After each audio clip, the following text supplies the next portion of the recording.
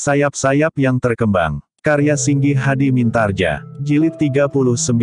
Sebenarnya lah pertanyaan yang sama pun telah melingkar-lingkar di hati Barata. Bahkan di luar sadarnya setiap kali Barata memperhatikan sikap Riris terhadap Kasada. Tetapi akhirnya keduanya sampai pada satu saat, bahwa keduanya benar-benar minta diri untuk meninggalkan rumah itu. Lain kali kalian harus datang lagi, berkata Ki Lurah Dipayuda. Aku, yang sudah terpisah dari dunia keprajuritan ini merasa senang sekali jika masih ada seseorang yang datang menjengukku. Dengan demikian, maka aku merasa bahwa kehadiranku masih berarti. Tentu Ki Lurah, jawab Kasada, aku tidak akan pernah melupakan Ki Lurah. Juga rumah ini. Terima kasih, desis Ki Lurah. Kemudian katanya kepada Barata, aku atau Jangkung pada suatu saat tentu akan sampai ke tanah perdikan Semboyan. Aku mengharap sekali Ki Lurah, sahut Barata. Tetapi sebelum kami sampai ke sana, maka kau harus sering datang ke tempat ini, berkata Ki Lurah pula. Ya, Ki Lurah, menjelang kemantapan kedudukan tanah perdikan Semboyan aku akan sering pergi ke Pajang. Tetapi seperti pesan Ki Lurah, aku tentu tidak boleh tergesa-gesa, sahut Barata. Demikianlah, Barata dan Kasada pun kemudian telah minta diri pula kepada Jangkung, kepada Nyi Lurah dan terakhir kepada Riris. Namun sikap Riris yang pernah menjadi longgar dan agak terbuka, telah menjadi sebaliknya.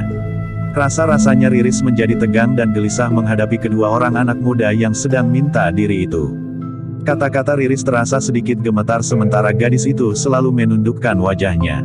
Ketika Barata dan Kasada menuntun kudanya melintasi halaman, maka Ki Lurah, Nyi Lurah, Jangkung dan Riris mengantar mereka sampai ke regol halaman. Kemudian melepas kedua orang anak muda itu mulai dengan perjalanan mereka. Keduanya masih bersama-sama sampai ke regol padukuhan. Baru kemudian mereka akan berpencar. Ketika Kasada dan Barata hilang di balik tikungan, maka terdengar Nyi Lurah itu berkata, aneh. Keduanya mirip satu sama lain. Wajahnya, sikapnya dan kata-katanya. Keduanya nampaknya memang seperti laki-laki sejati. Ya, sahut Ki Lurah Dipayuda, ketika keduanya masih berada di dalam pasukanku, keduanya memang menunjukkan tanggung jawab yang besar. Keduanya memiliki kelebihan dari setiap prajurit yang ada. Berani dan mempunyai ketajaman wawasan di pertempuran.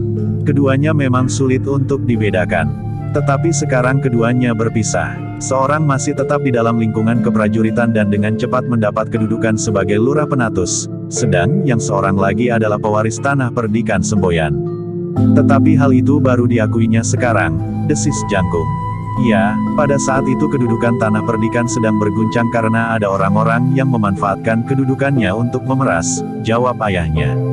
Jangkung mengangguk-angguk, katanya, pada satu hari aku akan benar-benar mengunjunginya.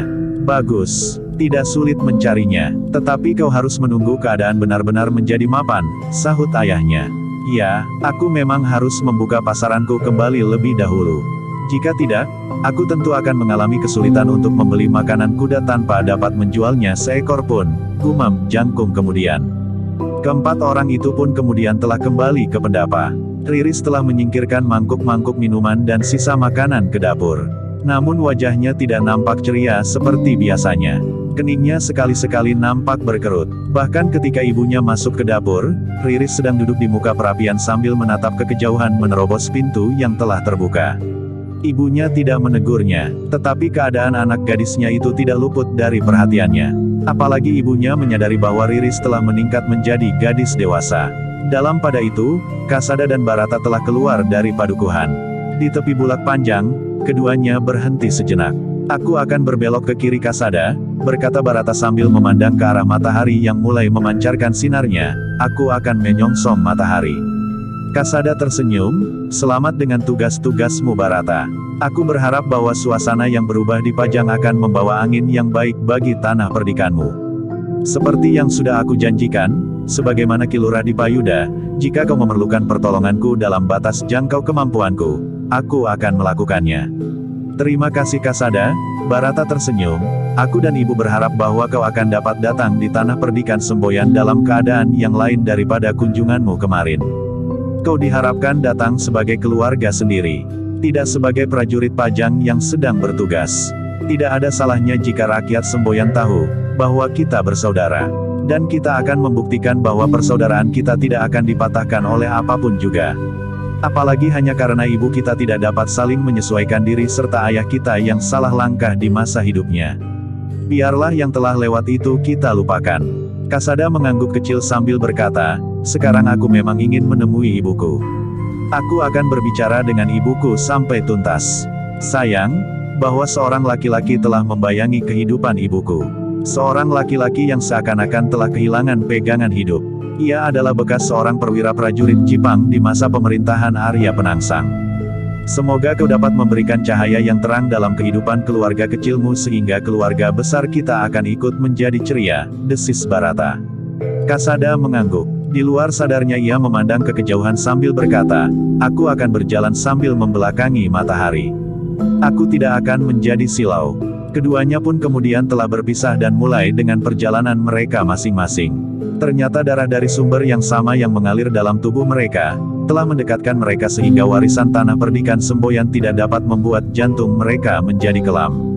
Namun yang kemudian sama-sama membayang di angan-angan mereka bukannya kedudukan tertinggi di tanah perdikan semboyan, tetapi keduanya ternyata telah dibayangi oleh senyum seorang gadis lugu anak Ki Lurah di Payuda. Riris Respati, yang mulai menginjak dewasa sehingga tubuhnya tumbuh dengan subur namun sebagai kebanyakan gadis padukuhan yang bekerja keras, Riris bukannya seorang gadis yang gemuk. Namun Kasada telah memacu kudanya. Ia berusaha untuk sementara melupakan gadis itu. Ia akan pergi menemui ibunya di Bayat. Apapun yang terjadi, tetapi Kasada ternyata mempunyai harapan untuk berbicara terbuka dengan ibunya. Pada saat-saat terakhir ia bertemu dengan ibunya, terasa bahwa sikap ibunya mulai berubah. Tetapi sekian lamanya ia hidup dengan laki-laki itu. Laki-laki itu akan sempat setiap hari menusuk jantung ibu dengan sikap iblisnya, sehingga sikap itu benar-benar akan menjadi sikap ibu pula, berkata Kasada di dalam hatinya.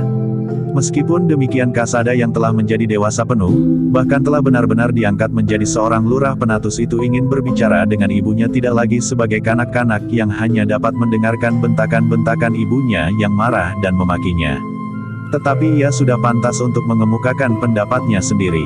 Semakin jauh Kasada berpacu, ia menjadi semakin berdebar-debar.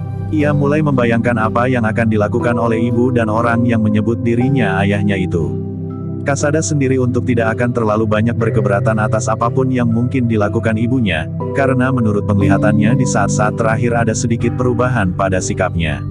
Tetapi Kasada tentu tidak akan dapat menahan diri jika ia harus berhadapan dengan berbicara dengan laki-laki yang telah hidup bersama dengan ibunya itu, yang telah menghasilkan seorang anak laki-laki pula, yang Kasada tidak tahu, di manakah anak itu berada. Sekilas Kasada teringat kepada kakek dan gurunya di kaki pegunungan Sewu. Memang tiba-tiba saja tumbuh niatnya untuk mencari mereka lebih dahulu. Tetapi Kasada menjadi ragu-ragu. Apakah guru dan kakek masih berada di sana atau kakek telah mengajak guru pergi ke rumah kakek yang lain atau bahkan guru telah kembali ke gubuknya sendiri? Pertanyaan itu memang timbul di hati Kasada. Apalagi waktunya memang tidak begitu banyak. Ia hanya mendapat kesempatan 5 hari. Sehari telah dipergunakannya di rumah Ki Lurah di Payuda. Kalau hari ini aku pergi ke Pegunungan Sewu, besok aku masih sempat pergi ke Bayat. Aku masih mempunyai waktu 2 hari lagi. Jika aku tidak dicekik ibu dan laki-laki jahanam itu, di hari berikutnya aku kembali ke Pajang, gumam Kasada menghitung-hitung hari. Beberapa saat Kasada masih ragu-ragu. Namun kemudian ia bertanya kepada diri sendiri, jika aku langsung ke Bayat dan tinggal di Bayat selama 4 hari, maka hubungan buruk itu apakah tidak akan semakin buruk? Tiba-tiba saja Kasada memperlambat lari kudanya. Keragu-raguannya terasa semakin mengganggu.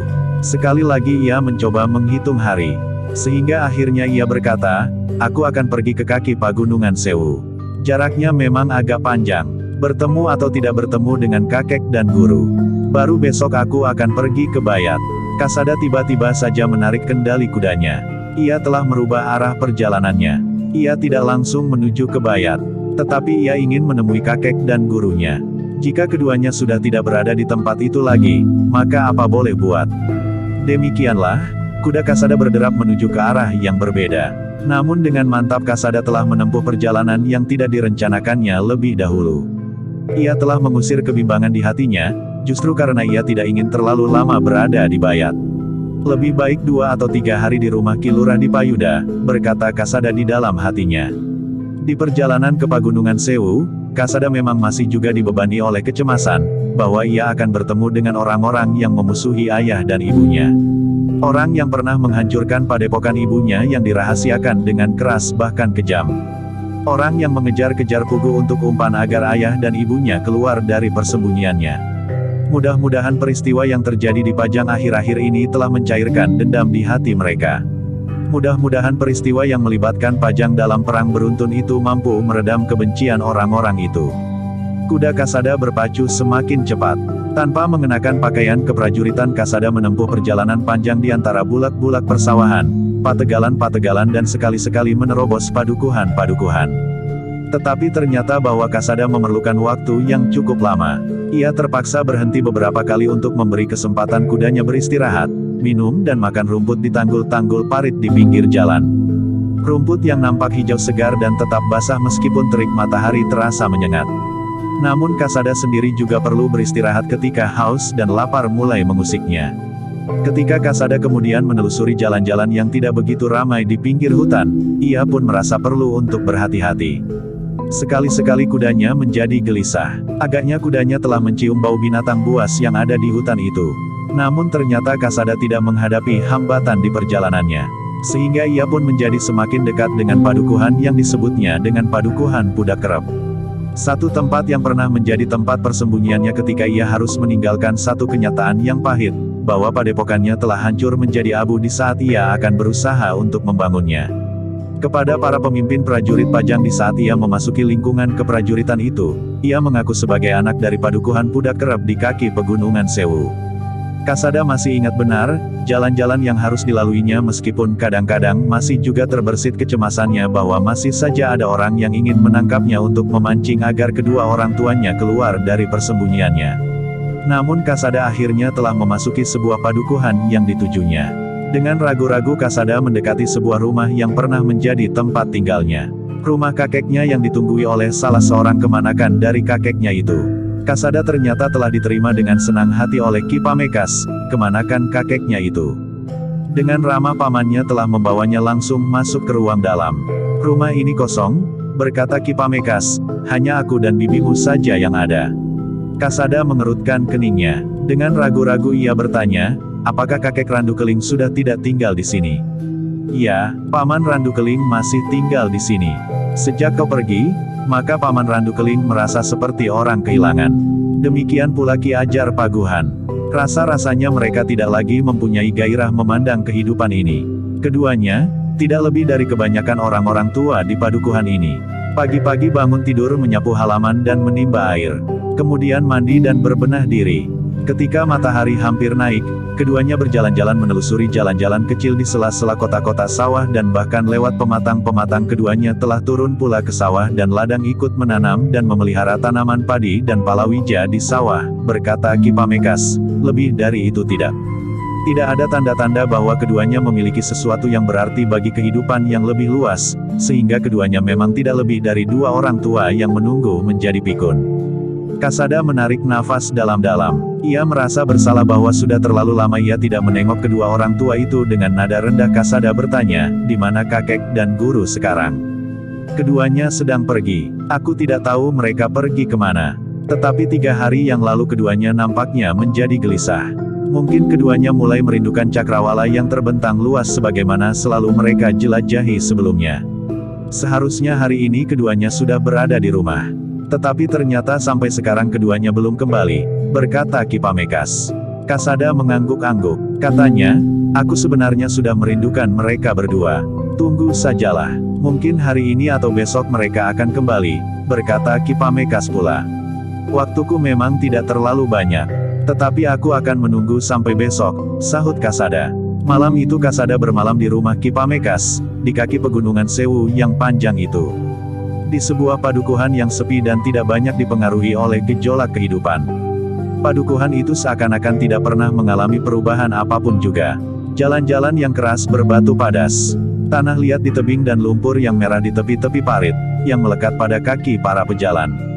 Apalagi jika hujan turun, maka jalan-jalan menjadi licin berkubangan. Namun ternyata Ki Ajar Paguhan dan Ki Randu Keling belum juga kembali sampai matahari terbit di hari berikutnya. Karena itu, Maka Kasada tidak menunggunya lebih lama lagi. Ia harus pergi ke Bayat untuk menemui ibunya. Ia memang kecewa karena tidak dapat bertemu dengan kakek dan gurunya. Tetapi ia tidak merasa bahwa waktunya telah terbuang tanpa arti. Dengan demikian ia telah mengurangi 1 hari, dari antara hari-hari yang panas bersama ibu dan orang yang selalu menyebut dirinya sebagai ayahnya. Tetapi ia memang harus bertemu dengan ibunya. Karena itulah, maka ketika matahari mulai memanjat langit, Kasada telah minta diri untuk meneruskan perjalanan ke Bayat. "Aku akan menemui ibuku," berkata Kasada kepada Ki Pamekas. "Kenapa tidak menunggu sehari lagi?" bertanya Ki Pamekas. "Maaf Paman, aku harus mempergunakan waktuku sebaik-baiknya, karena aku harus segera bertugas kembali," jawab Kasada. "Baiklah Pugu," berkata Ki Pamekas, "aku akan menyampaikannya kapan saja kakek dan gurumu kembali." "Terima kasih Paman," jawab Kasada. "Kalau kau mempunyai waktu, setelah kau kembali dari Bayat, singgahlah kemari. Kakek dan gurumu tentu akan menjadi sangat senang," berkata Ki Pamekas. Kasada tersenyum sambil mengangguk. Katanya, "Baiklah Paman, aku akan berusaha untuk sempat singgah." Demikianlah, maka Kasada pun telah meninggalkan padukuhan itu menuju ke Bayat. Perjalanan yang memang lebih panjang dari perjalanannya yang kemarin. Apalagi ia masih belum pernah melihat rumah yang dihuni oleh ibunya. Tetapi ia sudah mendapatkan ancar-ancarnya. Di perjalanan yang panjang, Kasada sempat melihat kehidupan para petani di lereng pegunungan Sewu. Mereka menggantungkan sawahnya pada air hujan yang turun semusim setiap tahun. Sesudah musim hujan lewat, maka sawah mereka pun menjadi kering, sehingga hanya dapat ditanami palawija. Bahkan dalam musim kering yang panjang, sawah itu menjadi sebuah ara-ara yang luas kemerah-merahan. Tanahnya menjadi retak-retak kehausan sehingga tidak dapat ditanami jenis tanaman apapun. Ketika Kasada lewat di bulak-bulak yang luas di kaki pegunungan, Kasada masih melihat tanaman palawija yang sempat tumbuh di atas tanah yang semakin mengering. Punggung Kasada menjadi gatal ketika matahari menjadi semakin tinggi. Perjalanannya yang membelakangi matahari membuatnya tidak menjadi silau. Kuda Kasada itu pun kemudian telah berlari semakin kencang. Ketika jalan-jalan yang dilaluinya menjadi semakin rata, maka kuda itu pun dapat berlari semakin cepat. Kasada yang mulai menjauhi lereng-lereng pegunungan itu telah melewati sawah yang lebih subur. Kemudahan menyusuri jalan di pinggir hutan yang lebat, yang berbatasan dan padang perdu yang cukup luas. Ketika matahari menjadi semakin terik, maka Kasada harus mengingat kudanya yang menjadi letih. Tetapi sekaligus Kasada sendiri juga menjadi haus. Karena itu, maka Kasada yang telah lewat di jalan ngarai dan menyusup padukuhan-padukuhan yang lebih besar, sempat mendapatkan sebuah kedai yang cukup ramai dikunjungi orang. Di tempat itu sekaligus Kasada dapat membeli makanan bagi kudanya yang juga lapar. Dari pembicaraan yang didengarnya di kedai itu, Kasada dapat mengambil kesimpulan, bahwa mereka yang berada agak jauh dari kota raja pun berpengharapan, bahwa tatanan pemerintahan di Pajang akan menjadi semakin baik. "Kita berharap bahwa Pangeran Benawa benar-benar akan memegang pemerintahan di Pajang," berkata salah seorang di antara mereka. Kasada yang mendengarnya di luar sadarnya telah mengangguk-angguk. Agaknya Pangeran Benawa akan dapat memberikan ketenangan bagi rakyat Pajang, karena namanya memang sudah dikenal dengan baik sejak ayahandanya memerintah di Pajang. Setelah minum dan makan secukupnya, maka Kasada pun telah melanjutkan perjalanannya menuju ke Bayat. Di sore hari Kasada memasuki lingkungan yang menjadi ancar-ancar tempat tinggal ibunya. Matahari telah berguling di sisi barat. Rasa-rasanya panasnya bagaikan membakar kulit. Namun dada Kasada pun menjadi panas. Ia merasa berdebar-debar. Ada semacam hambatan di dalam dirinya untuk menjumpai ibunya sendiri. "Seharusnya aku menjadi rindu kepada ibuku. Tetapi hatiku telah menyimpan perasaan yang lain," berkata Kasada kepada diri sendiri. Bahkan ada semacam perasaan iri bahwa Barata mempunyai hubungan yang sangat akrab dengan ibunya. Nampaknya Barata yang juga bernama Risang itu dibesarkan dalam belayan kasih sayang. Tidak selalu dibayangi oleh ketakutan, umpatan marah, bentakan-bentakan dan bahkan pukulan-pukulan. Tetapi Kasada sudah bertekad untuk menemui ibunya. Sebagai seorang yang pernah melakukan petualangan dan mendapat latihan-latihan keprajuritan, maka Kasada tidak banyak mengalami kesulitan untuk mengenali sasaran. Dengan ancar-ancar yang diketahui, maka Kasada telah mengikuti jalan yang memanjang melewati sebuah padukuhan. Ia melihat 2 batang pohon jambe di sudut padukuhan. Kemudian di seberang jalan terdapat sebatang pohon gayam yang besar. Kasada tahu bahwa ia harus melewati jalan itu. Beberapa puluh langkah kemudian Kasada berbelok ke kiri, mengikuti sisi halaman berdinding batu kali memanjang dan di ujungnya terdapat kebun bambu yang lebat dan terhitung luas. Kasada yakin bahwa ia menuju ke arah yang benar ketika ia sampai pada sebuah simpang tiga di padukuhan itu. Satu jalan di antaranya jalan yang lebih kecil, dan ia harus memilih jalan yang kecil itu. Akhirnya Kasada memang sampai ke depan sebuah regol yang dicari. Sebuah regol yang terbuat dari kayu gelugu. Di halaman di belakang regol terdapat sepasang pohon kelapa puyuh sebagaimana dikatakan kepadanya. Inilah rumah itu, desis Kasada. Untuk beberapa saat Kasada berhenti di depan regol rumah itu. Ia memang menjadi ragu-ragu, tetapi ia pun kemudian telah membulatkan tekadnya untuk bertemu dengan ibunya. Warsi, yang mempunyai darah Kalamerta serta dendam setinggi langit kepada Iswari, Ibu Barata, yang untuk sementara memangku jabatan Kepala Tanah Perdikan Semboyan. Dengan jantung yang terasa berdegup semakin cepat, Kasada memasuki halaman rumah itu. Nampaknya memang sepi. Halamannya yang tidak begitu luas agaknya juga tidak terpelihara rapi, meskipun terdapat jejak sapu lidi. Dengan gelisah Kasada masih saja duduk di punggung kudanya. Namun sejenak kemudian ia pun telah meloncat turun. Dituntunnya kudanya ke pinggir halaman dan mengikatnya pada sebatang pohon kepel yang sedang berbunga. Dalam keraguan-raguan itu, Kasada mendengar pintu seketeng berderak. Kemudian derit kecil menandai gerak daun pintu itu. Baru sejenak kemudian pintu seketeng itu terbuka. Seseorang muncul dari balik pintu. Namun tidak segera turun ke halaman. Dipandanginya seluruh halaman itu. Agaknya ia memang mendengar kuda Kasada itu meringkik. Ketika kemudian ia melihat Kasada yang masih berdiri termangu-mangu, maka ia pun telah menyapanya dengan wajah yang gembira, "Kau Puguh." Kasada melangkah mendekat sambil menjawab, "Ya Bibi. Marilah Ngger, marilah, naiklah ke peringgitan. Aku akan membuka pintunya dari dalam," berkata perempuan yang ternyata adalah sepupu Warsi yang telah membawa Warsi ke rumah itu. Kasada mengangguk hormat, sementara bibinya itu pun telah menghilang di balik seketeng.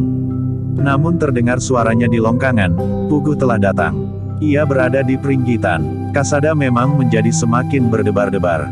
Ia tidak tahu kepada siapa bibinya itu memberitahukan. Mungkin kepada ibunya, mungkin kepada orang yang selalu menyebut dirinya ayahnya itu. Namun Kasada itu pun telah duduk di peringgitan. Dipandanginya tiang-tiang pendapa itu. Pada saka gurunya terdapat sedikit ukiran. Tetapi tidak begitu baik buatannya. Sejenak kemudian, Kasada mendengar pintu peringgitan itu pun terbuka. Seorang perempuan muncul dari ruang dalam. Kasada terkejut. Perempuan itu ibunya. Namun ibunya nampak begitu tua sehingga kesannya jauh berbeda dengan saat ia meninggalkannya meskipun saat itu ibunya terluka. Dengan serta-merta Kasada berdiri. Tetapi ia tegak saja seperti patung. Ia ingin berlari, memeluk lutut ibunya. Tetapi ia masih saja dibayangi ketakutan. Sejak kanak-kanak ia seakan-akan selalu dipisahkan oleh jarak yang dalam dengan ibunya itu. Ibunya seakan-akan sangat membencinya. Setiap ia mendekatinya dan meraba pakaian ibunya, maka ibunya telah membentaknya. Kasada pun menyadari bahwa tangannya memang selalu kotor. Dan ibunya tidak menghiraukannya, apalagi orang yang menyebut bapaknya. Setiap kali tangannya telah memukulnya sampai giginya berdarah. Kadang-kadang hidungnya dan bahkan memar-memar di kening. "Puguh," perempuan tua itu berdesis. "Ibu." Kasada melangkah perlahan-lahan mendekat. Ia tahu pasti betapa ibunya memiliki ilmu yang sangat tinggi. Jika ia tiba-tiba saja bersujud di hadapan ibunya, apakah kira-kira yang terjadi jika laki-laki iblis itu berhasil mempengaruhi perasaan ibunya itu? Jika ibunya menghendaki, maka ia akan dapat menghunjamkan jari-jari tangannya di tengkuknya, sehingga ia tidak akan pernah dapat bangkit lagi. Tetapi perasaan Kasada tiba-tiba saja bergetar. Ia sempat memandang mata perempuan tua itu. Mata itu tidak menyala seperti biasanya. Tetapi mata itu justru menjadi basah. "Puguh," desis perempuan itu, "akhirnya kau kembali kepadaku anakku." Kasada benar-benar tersentuh hatinya. Ia tidak pernah bermimpi bahwa ibunya akan bersikap sebagaimana seorang ibu terhadapnya. Karena itu, maka Kasada pun benar-benar telah bersimpuh di hadapan ibunya sambil berdesis, "Ampunkan aku ibu." "Puguh," desis ibunya, "betapa hatiku terkoyak oleh masa laluku, namun aku masih berkeyakinan, bahwa pada suatu saat kau akan kembali kepadaku dalam keadaan apapun. Mungkin dengan penuh dendam dan kebencian. Mungkin setelah kau mematangkan ilmumu, maka kau akan datang untuk membunuh ibumu. Tetapi aku sudah bersiap menghadapi keadaan yang paling buruk sekalipun, Pugu. Aku akan menerima sikapmu dengan dada terbuka, karena aku harus mengakui betapa besar kesalahanku kepadamu. Aku ternyata tidak mampu untuk berbuat sesuatu sebagai seorang ibu. Tidak ibu, ibu tidak bersalah, jawab Kasada. Jika ibu melakukannya, maka itu adalah satu akibat dari kehidupan yang ibu jalani sebelumnya tanpa menimbang perasaan ibu sendiri. Ibunya telah mengusap kepalanya sambil berkata, ternyata kau benar-benar telah bersikap dewasa. Untunglah bahwa kakekmu Randu Keling serta Ki Ajar Paguhan turut campur atas masa depanmu. Jika tidak, maka aku tidak tahu, kau akan menjadi seorang anak muda yang tentu tidak akan jauh dari kelamnya dunia kelompok Kalamerta. Kita memang wajib bersyukur kepada Yang Maha Agung bahwa aku sempat mendapat tuntunan dari kakek dan guru, jawab Kasada. Duduklah Pugu, berkata ibunya kemudian. Kasada pun kemudian telah duduk kembali di atas tikar yang sudah tidak putih lagi, ibunya pun telah duduk pula bersama anaknya. Aku ternyata masih sempat melihat cerahnya cahaya matahari, Kasada. Di hari tuaku, maka aku mendapat waktu untuk menilai kembali apa yang pernah aku jalani dalam hidupku ini. Untunglah bahwa kakekmu dan gurumu sekali-sekali mengunjungi aku sehingga mereka dapat memberikan petunjuk yang berarti bagiku. Meskipun sedikit demi sedikit, tetapi karena setiap kali mereka mengunjungiku selalu membawa angin yang jernih, lambat laun aku dapat mengenali arti dari petunjuk-petunjuk mereka, berkata ibunya pula. Jantung Kasada memang telah bergejolak. Ternyata yang dicemaskan di sepanjang perjalanannya tidak terjadi. Ibunya tidak menyambutnya dengan mata membelalak. Tidak pula membentaknya dan mengusirnya apalagi mencengkam tengkuknya dengan jari-jarinya yang sekuat baja itu. Hampir di luar sadarnya Kasada bertanya, apakah kakek dan guru sering datang kemari? Ya, meskipun tidak terlalu sering. Tetapi sejak aku di sini dalam keadaanku yang sulit, kakekmu dan gurumu memang sudah beberapa kali datang kemari. Baru saja kakek dan gurumu juga berkunjung ke rumah ini. Baru pagi tadi mereka kembali ke kaki Pagunungan Sewu, berkata ibunya. Tadi pagi, jadi kakek dan guru baru saja meninggalkan rumah ini. Bertanya Kasada, iya Pugu. Seandainya kau datang kemarin, maka kau akan bertemu dengan mereka di sini, berkata ibunya. Tetapi aku tidak bertemu di perjalanan ibu, berkata Kasada kemudian, aku baru saja singgah di rumah kakek di kaki Pegunungan Sewu. Semalam aku justru bermalam di sana. Oh, ternyata kau berselisih jalan Ger, berkata ibunya yang ikut merasa kecewa. Kakek dan gurumu tentu juga menyesal bahwa mereka tidak dapat menjumpaimu. Menurut mereka, sudah lama kau tiak pernah menengok mereka. Iya ibu, aku tenggelam dalam tugas-tugasku. Gejolak yang terjadi di Pajang yang berganda itu mengikatku, sehingga aku tidak dapat pergi kemanapun, jawab Kasada.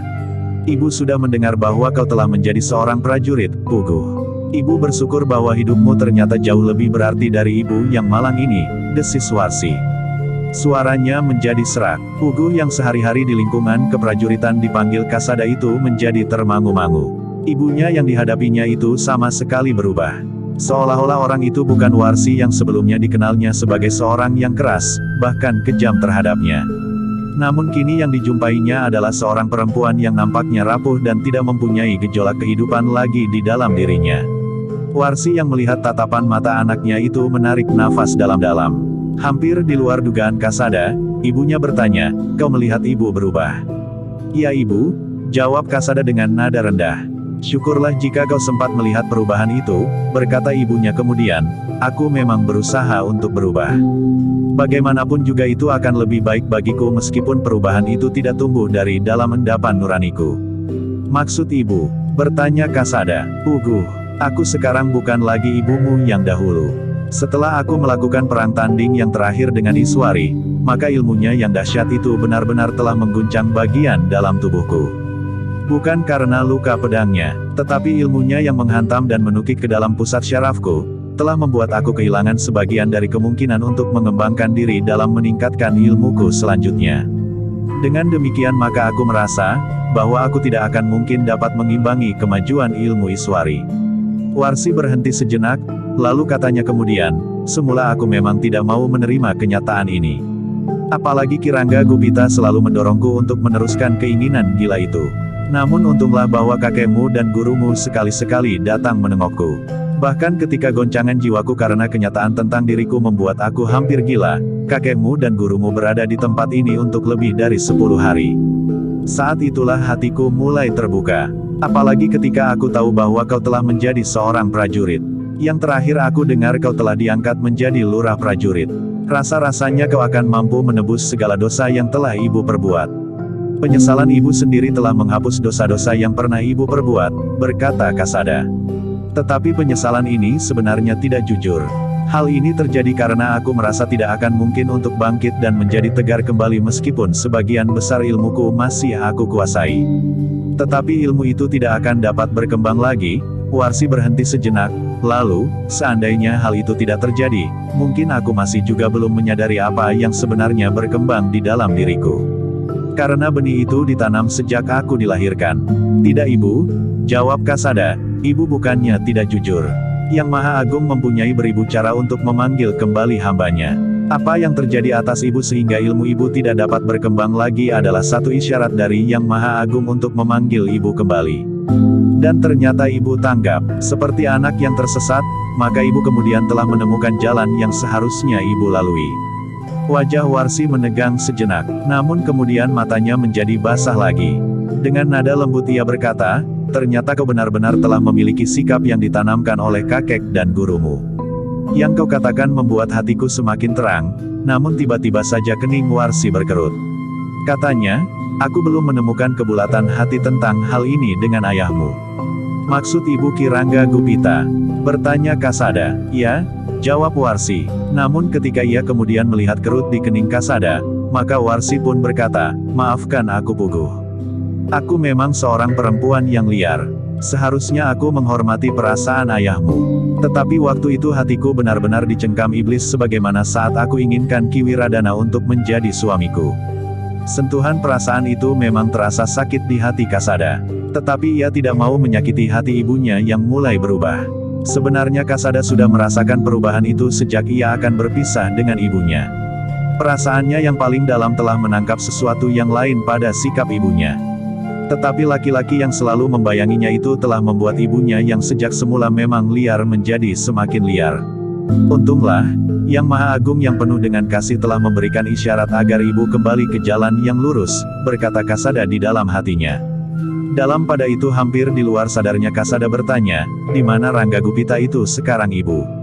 Ia berkeliaran saja tidak menentu. Tiba-tiba saja ia pergi. Kemudian muncul 1-2 hari dan menghilang lagi. Ia tidak mampu mengatasi goncangan-goncangan perasaannya serta mimpinya yang melambung ke langit. Ia masih menginginkan tanah perdikan Semboyan untuk dijadikan landasan niatnya. Mimpinya menjadi semakin buruk ketika ia mulai menilai kekuatan Pajang. Dendamnya sebagai orang Jepang kadang-kadang ternyata masih juga muncul di permukaan. Kasada menarik nafas dalam-dalam. Sementara itu, bibinya telah menghidangkan minuman dan makanan. Ketela pohon yang direbus dengan santan dan garam. Beberapa bungkus nagasari berisi pisang. Tetapi bibinya tidak ikut duduk bersama Warsi. Agaknya ia memang memberi kesempatan kepada Warsi untuk dapat berbicara sepuas-puasnya dengan anaknya. Sampai kapan kau mendapat waktu untuk beristirahat? Bertanya ibunya kemudian. 5 hari ibu. Tetapi sehari sudah aku pergunakan untuk mengunjungi bekas pimpinanku, seorang lurah penatus yang kemudian mengundurkan diri.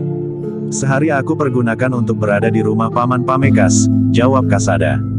Kau masih mempunyai sisa 3 hari, berkata ibunya.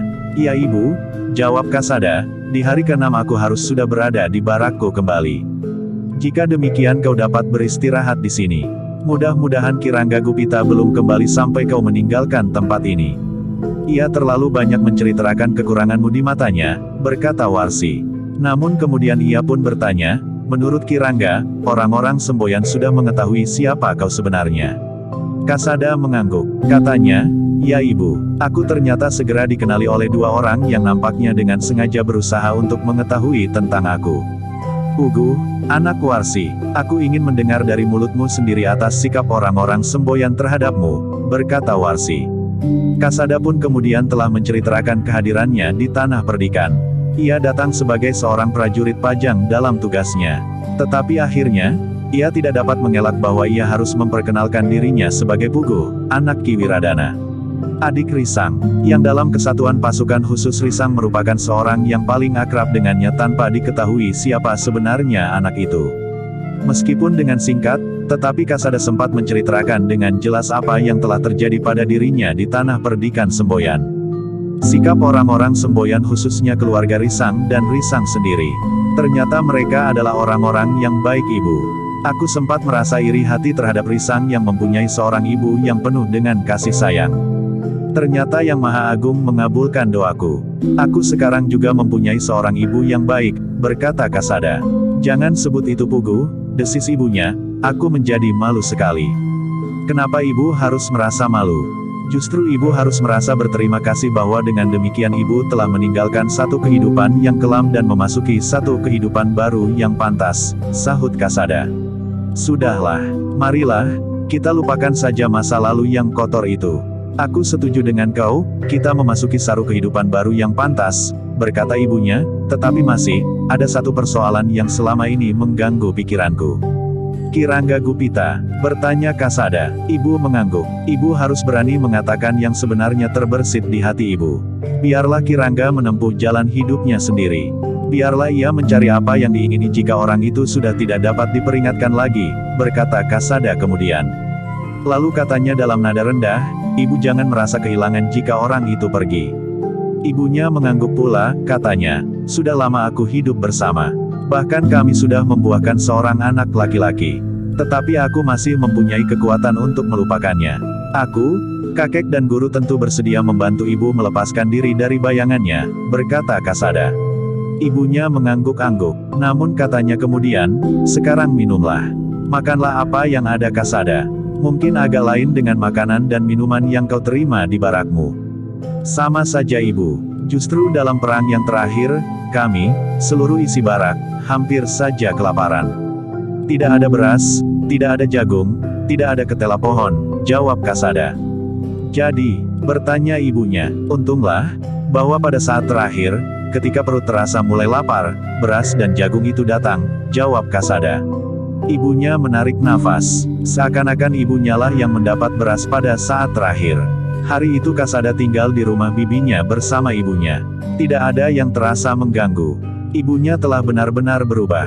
Perempuan yang garang itu telah menjadi jinak, seperti kebanyakan perempuan. Di hari berikutnya, Kasada melihat ibunya berada di dapur bersama bibinya. Merebus air, menanak nasi dan kesibukan-kesibukan yang lain. Pakaian, tingkah lakunya pun tidak ada ubahnya dengan perempuan-perempuan yang dikenalnya. Bahkan nampaknya lebih tua dan lebih rapuh dari Ibu Risang yang masih tetap tegar meskipun umurnya sudah menjadi semakin tua pula. Namun perubahan sikap jiwani ibunya membuat Kasada benar-benar bergembira. Di malam hari pertama ia menginap di rumah bibinya, ia telah mengucap syukur kepada Yang Maha Agung hampir semalam suntuk. Ia telah mendapat kurnia sesuatu yang tidak pernah dibayangkan sebelumnya akan dapat terjadi. Dengan demikian, maka Kasada tidak merasa bahwa ia berada di neraka sebagaimana dibayangkannya. Ia mengira bahwa dalam waktu 3 hari ia akan dibakar oleh panasnya suasana. Mungkin lebih dari sekedar bertegang dalam pembicaraan. Bahkan kemungkinan terburuk yang dapat terjadi adalah, bahwa ibunya akan membunuhnya. Tetapi semuanya itu tidak terjadi. Seperti ibunya, maka Kasada berharap bahwa Kirangga Gupita tidak akan kembali sebelum ia meninggalkan rumah itu. Di hari terakhir Kasada berada di rumah bibinya, maka ia berkesempatan untuk berbicara panjang dengan ibu dan bibinya. Keduanya berharap agar Kasada berhati-hati dalam tugasnya. Jika kau sudah mantap menjadi seorang prajurit Kasada, lakukanlah dengan sepenuh hati. Pengabdian yang kau berikan tidak sia-sia. Ibu adalah orang yang pernah hidup dalam dunia yang gelap, sehingga ibu tahu pasti, bahwa tugas seorang prajurit memang sulit. Dalam pengabdiannya ia harus bersedia mempertaruhkan segala-galanya yang dipunyainya, berkata ibunya, dengan kehadiranmu dalam dunia keprajuritan, maka kau telah mengangkat nama baik keluarga kita. Keluarga ini bukan keluarga yang terburuk dalam lingkungan pemerintahan di Pajang.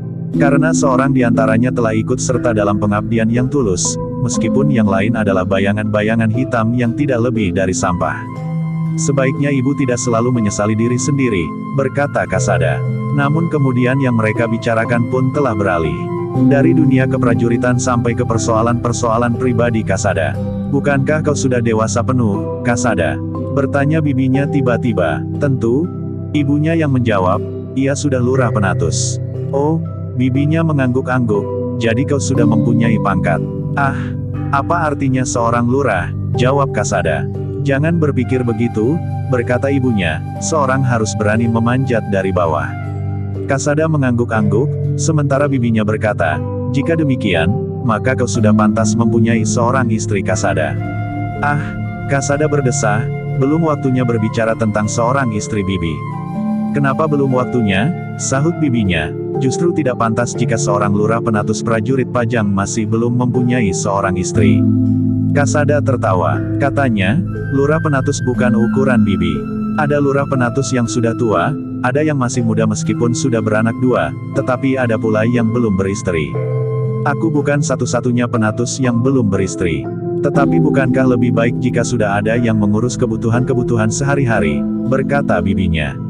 Bukankah aku tinggal di barak? Para lurah Penatus juga tinggal di barak, sahut Kasada. Di dalam keadaan yang gawat, semua prajurit memang tinggal di barak. Tetapi tentu tidak di masa tenang, berkata bibinya pula.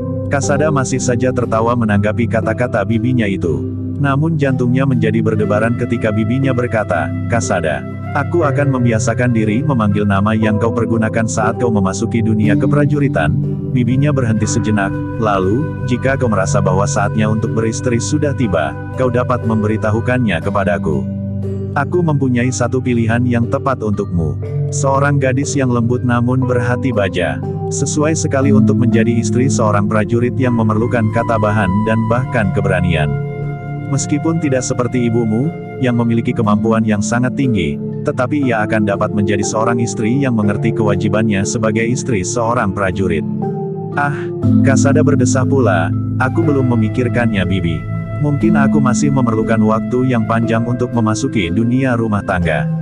Aku memerlukan persiapan yang matang. Bukan saja dalam pengertian kebendaan. Tetapi lebih dari itu, aku harus mempersiapkan diri lahir dan batin agar aku dapat memasuki dunia baru itu dengan penuh keyakinan akan kemampuan diri. Kau jangan terlalu banyak membuat pertimbangan-pertimbangan, berkata bibinya, jika kau sudah merasa pantas untuk memasukinya, maka kau harus berani langsung terjun. Segala sesuatunya nanti akan terisi dengan sendirinya. Kasada masih saja tertawa, ibunya juga tertawa, katanya, kau dapat mulai memikirkannya. Tetapi kau tidak terlalu terikat kepada waktu. Mungkin dalam waktu dekat, mungkin masih beberapa tahun lagi. Terserah kepadamu. Yang aku harapkan adalah, bahwa kau akan dapat hidup wajar sebagaimana orang lain. Tidak seperti ibu. Kasada menarik nafas dalam-dalam. Namun dengan demikian Kasada yakin, bahwa ibunya benar-benar telah menyesali masa lampaunya, sehingga penyesalan itu agaknya mendalam sampai ke tulang sumsum. Namun dalam pada itu, bibinya justru berkata, baiklah. Ingat-ingat pesan ibumu, tetapi juga ingat-ingat pesan bibi. Bibi mempunyai seorang gadis yang sangat baik buatmu. Kasada mencoba untuk tertawa lagi. Tetapi perasaannya memang sudah mulai tergelitik untuk mengingat seorang gadis yang sangat menarik baginya. Gadis yang bernama Riris Respati, anak Ki Lurah di Payuda. Namun sekilas juga terbayang kakaknya saya, Risang yang dikenalnya bernama Barata, yang oleh banyak orang justru dianggap sebagai adiknya.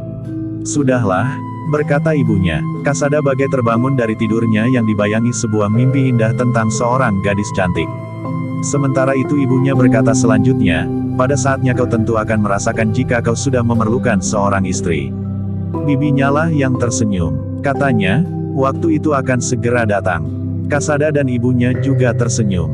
Tetapi Kasada tidak menjawab lagi. Namun ia merasakan pertemuannya dengan ibunya dan bibinya itu benar-benar membuatnya merasa hidup dalam kewajaran keluarga. Meskipun tidak seakrab keluarga Risang, tetapi hatinya serasa telah berkembang. Harapan-harapan telah tumbuh di dalam hatinya, bahwa ia pada suatu saat akan dapat menyusun keluarga yang baik dan berarti. Hidup di tengah-tengah masyarakat tanpa dibayangi oleh kecemasan diburu oleh musuh-musuhnya yang setiap saat dapat membahayakan hidupnya. Ternyata kesempatanku meninggalkan barak kali ini merupakan satu kurnia yang sangat besar dari Yang Maha Agung. Aku sempat menengok Ki Lurah di Payuda, Paman Pamekas dan terakhir aku telah menemukan ibuku yang berubah. Meskipun aku tidak bertemu dengan kakek dan guru, tetapi apa yang terjadi atas ibuku adalah cermin dari ketekunan kedua orang itu. Tentu saja atas kemurahan yang maha agung yang telah memanggil agar ibu kembali ke jalan yang direstuinya, berkata Kasada di dalam hatinya. Ketika kemudian senja turun, maka Kasada sempat melihat-lihat kebun di belakang rumah yang memang kurang mendapat perawatan. Tidak ada orang yang mengurusnya, berkata ibunya. Bagaimana dengan ayah? Bertanya Kasada. Aku lebih senang melihat rumput-rumput liar itu tumbuh daripada melihat Kirangga berkeliaran di sini, jawab ibunya. Kasada mengangguk-angguk. Sekali lagi ia merasa bahwa ibunya benar-benar telah berubah. Hal itu membuat hati Kasada semakin gembira. Namun yang tidak disangka-sangka itu pun datang pula. Kasada dan ibunya bahkan juga bibinya berharap bahwa Kirangga tidak datang saat Kasada masih berada di rumah itu. Tetapi justru di hari terakhir, ketika di pagi harinya Kasada akan meninggalkan rumah itu, Kirangga Gupita telah datang. Tidak sendiri, bahkan dengan 2 orang kawannya. Warsi tidak dapat menolak. Ia memang merasa wajib untuk menerima laki-laki itu meskipun ia tidak lagi tertarik akan kehadirannya. Demikian juga dengan kedua orang kawannya yang nampaknya memang bukan orang baik-baik. Kirangga pun kemudian telah mempersilahkan kedua orang kawannya itu duduk di pendapa. Dengan kata-kata kasar mereka berkelakar. Kemudian suara tertawa meledak. Mana perempuan itu? Bertanya seorang di antara mereka. Tunggu, jangan tergesa-gesa. Ia ada di rumah ini, jawab Kirangga Gupita. Jangan biarkan kami menunggu terlalu lama, berkata yang lain. Kirangga tidak menjawab, ia pun segera masuk ke ruang dalam. Ketika ia melihat Warsi, maka ia pun bertanya kasar, di mana sepupumu? Di belakang, jawab Warsi, suruh ia mandi dan berpakaian yang rapi. Ia masih cukup muda dan cantik untuk menemani kedua orang kawanku itu, berkata Kirangga. Gila, kau sangka apa sepupuku itu hei? Bertanya Warsi, tolonglah, jika kau yang menyuruhnya, sepupumu mesti bersedia. Aku memerlukan kedua orang itu agar ia bersedia membantu kami, berkata Kirangga. Aku tidak menjual sepupuku, jawab Warsi. Jangan begitu, minta Kirangga, aku sangat memerlukan mereka berdua. Bukankah sepupumu seperti juga kita, orang-orang liar? Cepat, suruh sepupumu mandi dan berpakaian yang sebaik-baiknya. Keduanya tidak akan mau menunggu terlalu lama. Tidak, jawab Warsi. Jika kau tidak mau, biar aku yang mengatakan kepadanya, berkata Kirangga, ia sangat baik kepadaku. Terserah kepadamu, tetapi jika ia marah dan mengusirmu, aku tidak bertanggung jawab. Rumah ini adalah rumah peninggalan suaminya. Bukan rumah kita, berkata Warsi. Bukankah kita dapat memaksanya, berkata Kirangga. Kita siapa? Bertanya Warsi. Kita, kau dan aku, jawab Kirangga. Sudah aku katakan, aku tidak mau memaksanya, jawab Warsi. Aku akan memaksanya. Jika ia menolak, maka aku akan mengancam untuk membunuhnya. Meskipun ia memiliki ilmu kanuragan, tetapi tidak terlalu tinggi, sehingga aku dan kedua orang kawanku itu tidak akan menemui kesulitan apapun juga, berkata Kirangga. Kau sudah gila? Geram Warsi. Kirangga tidak menunggunya, ia pun telah berlari ke belakang mencari sepupu Warsi. Namun Kirangga itu terkejut. Ternyata ia melihat Kasada sedang menempatkan kudanya di kandang yang sudah tidak begitu utuh lagi. Kau, jadi kau telah datang. Kirangga hampir berteriak, marilah. Marilah Pugu. Aku perkenalkan kau dengan kedua orang kawanku. Mereka tentu akan senang bergabung dengan kau. Apalagi jika kau sudah berhasil menguasai tanah perdikan Semboyan. Tetapi jawab Pugu tegas, tidak. Aku tidak mau. Gila, kau berani berkata begitu di hadapan ibumu. Bertanya Kirangga Gupita, aku sudah berbicara dengan ibu. Aku tidak mau, jawab Kasada. Kenapa kau masih tetap hidup? Jika kau menolak keinginan ibumu, kau tentu sudah dibunuhnya. Kepalamu akan diletakkan di depan pintu dan rambutmu akan menjadi tempat membersihkan kaki orang-orang yang akan masuk ke ruang dalam, geram Kirangga. Dalam pada itu, tiba-tiba telah terdengar suara Warsi, aku sudah mendengarkan semua ceritanya. Termasuk penolakannya untuk memasuki tanah perdikan Semboyan dan menguasainya. Dan kau tidak marah, tidak membunuhnya, bertanya Kirangga. Ia adalah anakku, aku telah melahirkannya dengan menantang maut. Kenapa aku harus membunuhnya? Bertanya Warsi. Gila, kau tidak tahu seluruh ceritanya, berkata Kirangga, ia telah berkhianat. Ia telah mengabaikan perintahmu. Namun jawaban Warsi, sudahlah Kirangga. Jangan memaksa anak itu lagi. Biarlah ia hidup menurut caranya sendiri. Ia akan menjadi seorang anak muda yang berjalan di jalur yang dirintisnya sendiri. Apa yang sebenarnya telah terjadi di sini? Kenapa kau tidak lagi mau mendengarkan kata-kataku? 2 kali kau telah menolak permintaanku. Menyiapkan sepupumu itu agar ia menjadi pantas menerima kedua orang tamuku dan memaksa anak ini melakukan perintah yang pernah kita berikan, berkata Kirangga. Kedua-duanya aku tidak dapat melakukannya Kirangga, jawab Warsi. Lalu katanya, sebaiknya kita mulai menyadari. Umur kita menjadi semakin tua. Apa yang akan dapat kita capai dengan sisa umur kita? Tanah perdikan semboyan atau bahkan pajang. Ternyata bahwa kemukten adalah mimpi buruk yang telah menjerumuskan kita ke dalam kesulitan sehingga kita tidak dapat hidup sebagaimana orang banyak. Persetan, geram Kirangga, sekarang cepat panggil sepupumu. Aku akan menghukum anak durhaka ini jika kau tidak mau melakukannya. Ia harus mempertanggungjawabkan padepokan kita yang telah dimusnahkannya. Kemudian pengkhianatannya tidak lagi dapat diampuni. Kau tidak dapat menghukumnya, berkata Warsi, ia seorang lurah penatus. Kau tahu seberapa rendahnya pangkat lurah penatus itu? Aku adalah Rangga dalam susunan pemerintahan Jipang. Aku adalah Rangga dalam pasukan khusus dan kemudian menjadi salah seorang perwira prajurit sandi. Selain itu aku telah meningkatkan ilmuku bersama kedua orang kawanku itu di saat-saat terakhir, sehingga ilmuku sekarang sudah memadai, berkata Kirangga. Justru karena itu, bukankah kita yang merasa memiliki ilmu yang cukup, tidak lagi seperti kanak-kanak yang baru keluar dari sebuah perguruan, yang ingin menjajaki kemampuannya dengan menantang setiap orang berkelahi? Bertanya Warsi. Tidak Nyi, jawab Kirangga, persoalannya adalah menghukum seorang pengkhianat. Warsi termangu-mangu sejenak, namun kemudian telah timbul di hatinya satu keinginan untuk melihat kemungkinan yang dapat ditunjukkan oleh anaknya. Ia seorang prajurit berpangkat lurah penatus. Ia pun murid Ki Ajar Paguhan dan selain itu berada di bawah bayangan kemampuan kakeknya pula. Karena itu, maka katanya kemudian, terserah kepada Kirangga. Tetapi sudah aku peringatkan, anak itu seorang lurah penatus yang tentu tidak akan membiarkan dirinya mengalami kesulitan karena perbuatanmu. Kau mencemaskan aku, bertanya Kirangga. Ya, jawab Warsi, ada 2 kemungkinan yang mendorongmu mencemaskan nasibku jika aku menghajar anak itu. Kau benar-benar mencintaiku atau kau sudah mulai menghinaku, geram Kirangga.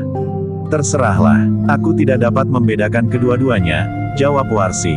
Kirangga pun benar-benar menjadi marah. Selangkah demi selangkah ia mendekati Kasada. Sementara senja pun menjadi semakin gelap. Namun Kasada telah bergeser pula. Ia berdiri di tempat yang cukup lapang. Nampaknya Kirangga benar-benar kehilangan kendali jiwanya. Sementara ibunya dengan tidak langsung telah mengizinkannya untuk melawannya. Namun sebelum ia mulai, ia masih berteriak, suruh sepupumu mandi. Di mana dia sekarang? Kedua kawanku tidak mau menunggu terlalu lama. Warsi tidak menjawab, tetapi perhatiannya tertuju kepada anaknya yang telah bersiap menghadapi segala kemungkinan. Kirangga yang sebenarnya telah lama mendendamnya, rasa-rasanya mendapat kesempatan untuk menyalurkan kemarahannya. Beberapa kali ia berusaha untuk mengekang diri menghadapi anak itu. Tetapi rasa-rasanya ia telah sampai ke puncak kemarahannya. Maka ia tidak mempunyai niat yang lain kecuali membunuh anak muda yang dibencinya sejak kanak-kanak itu. Ugu, geram Kirangga, akhirnya memang sampai juga saatnya aku membunuhmu.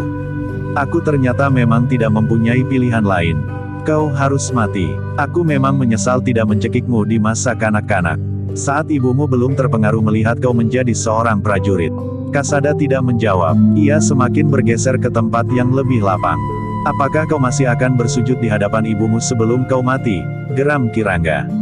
Aku tidak akan mati karena kuasamu, geram Kasada, kematian seseorang tergantung kepada garis pepesten dari Yang Maha Agung. Setan kau, geram Kirangga sambil meloncat menyerang. Serangannya meluncur cepat sekali. Namun Kasada yang telah berlatih dengan baik serta memiliki pengalaman cukup meskipun ia masih muda, telah sempat mengelak.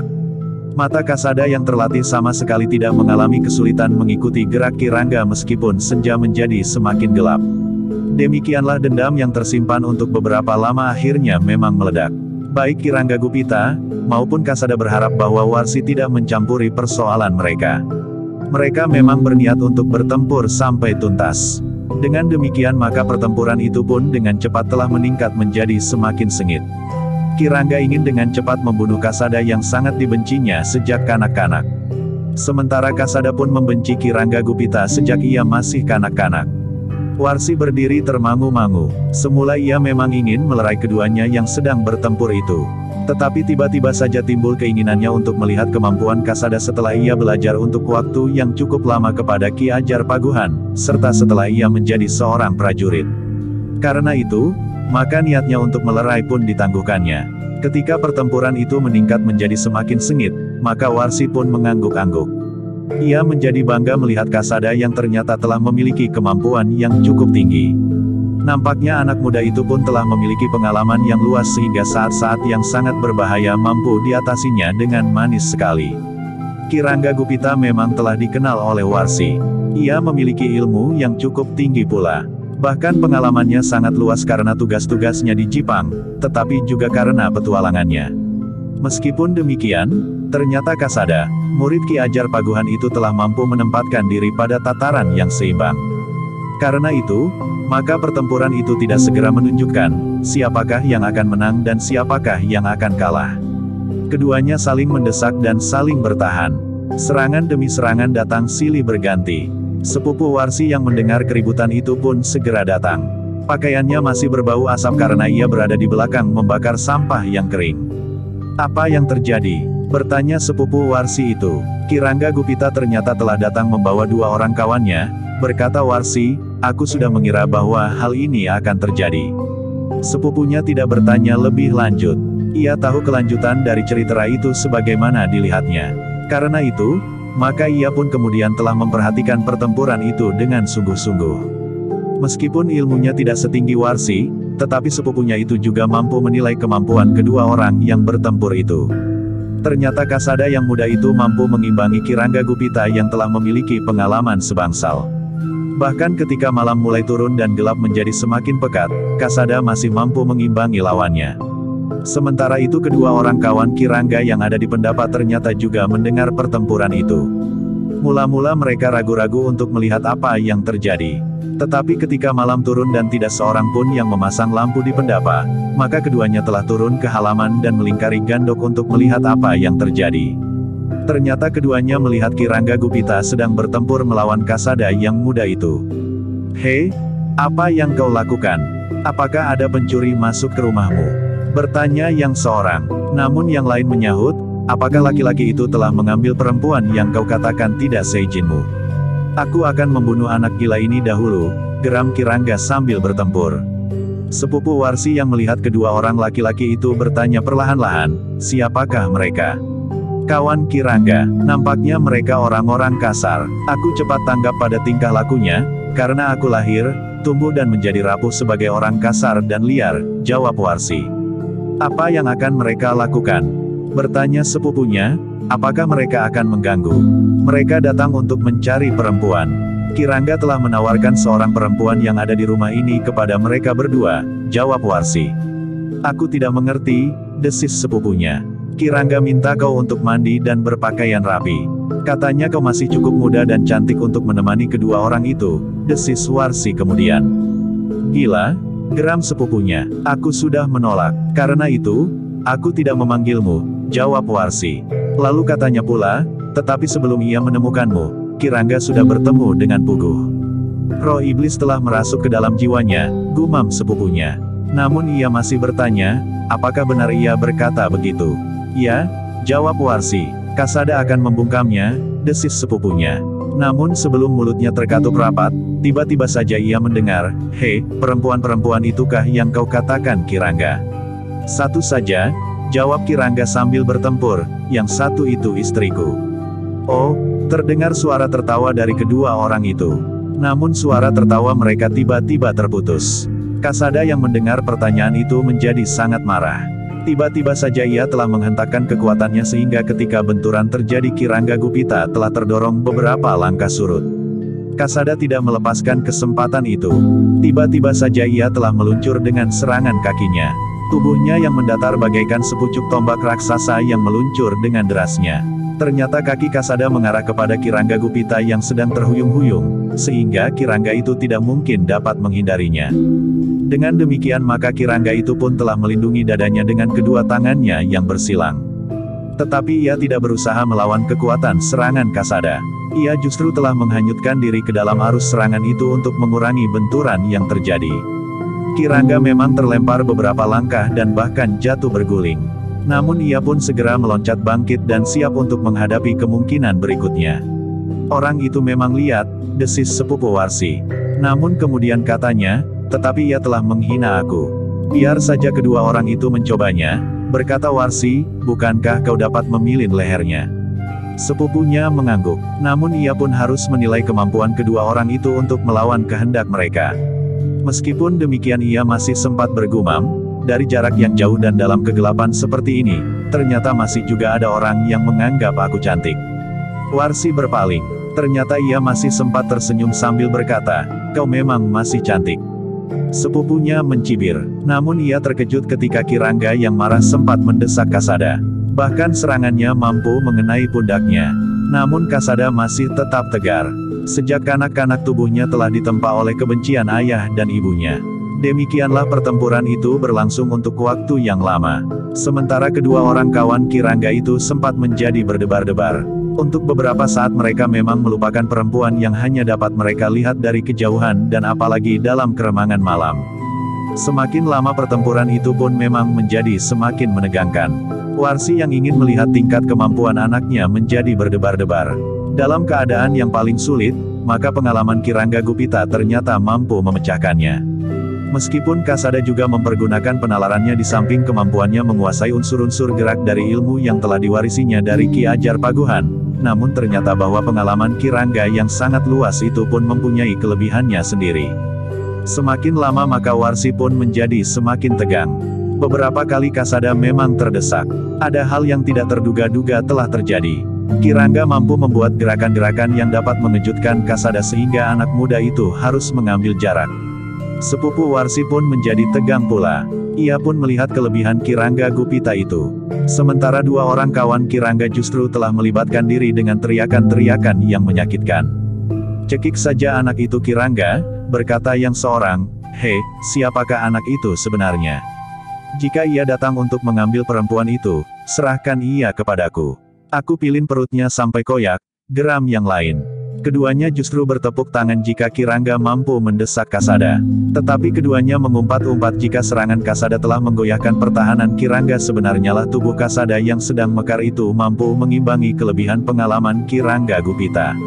Setelah keduanya bertempur dengan mengerahkan segenap kekuatan dan kemampuan mereka, maka ternyata bahwa ketahanan tubuh Kasada yang muda itu lebih besar dari ketahanan tubuh Kirangga yang telah mendekati usia senjanya. Karena itu, meskipun sekali-sekali Kasada agak bingung menanggapi unsur gerak lawannya, namun Kasada menyadari kelebihannya, sehingga dengan hati-hati ia telah memanfaatkan sebaik-baiknya. Dengan penuh perhitungan dan pertimbangan, Kasada berusaha untuk beberapa kali membentur pertahanan Kirangga.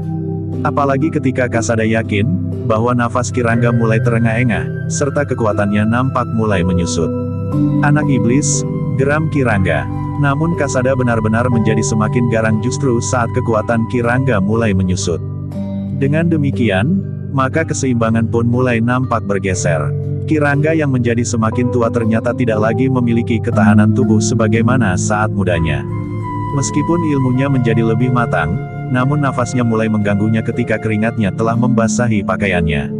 Kasada yang merasa selalu dibayangi oleh Kirangga untuk waktu yang cukup lama, telah menumpahkan kebenciannya, sementara Kirangga benar-benar berniat untuk membunuh anak yang telah dianggapnya berkhianat itu.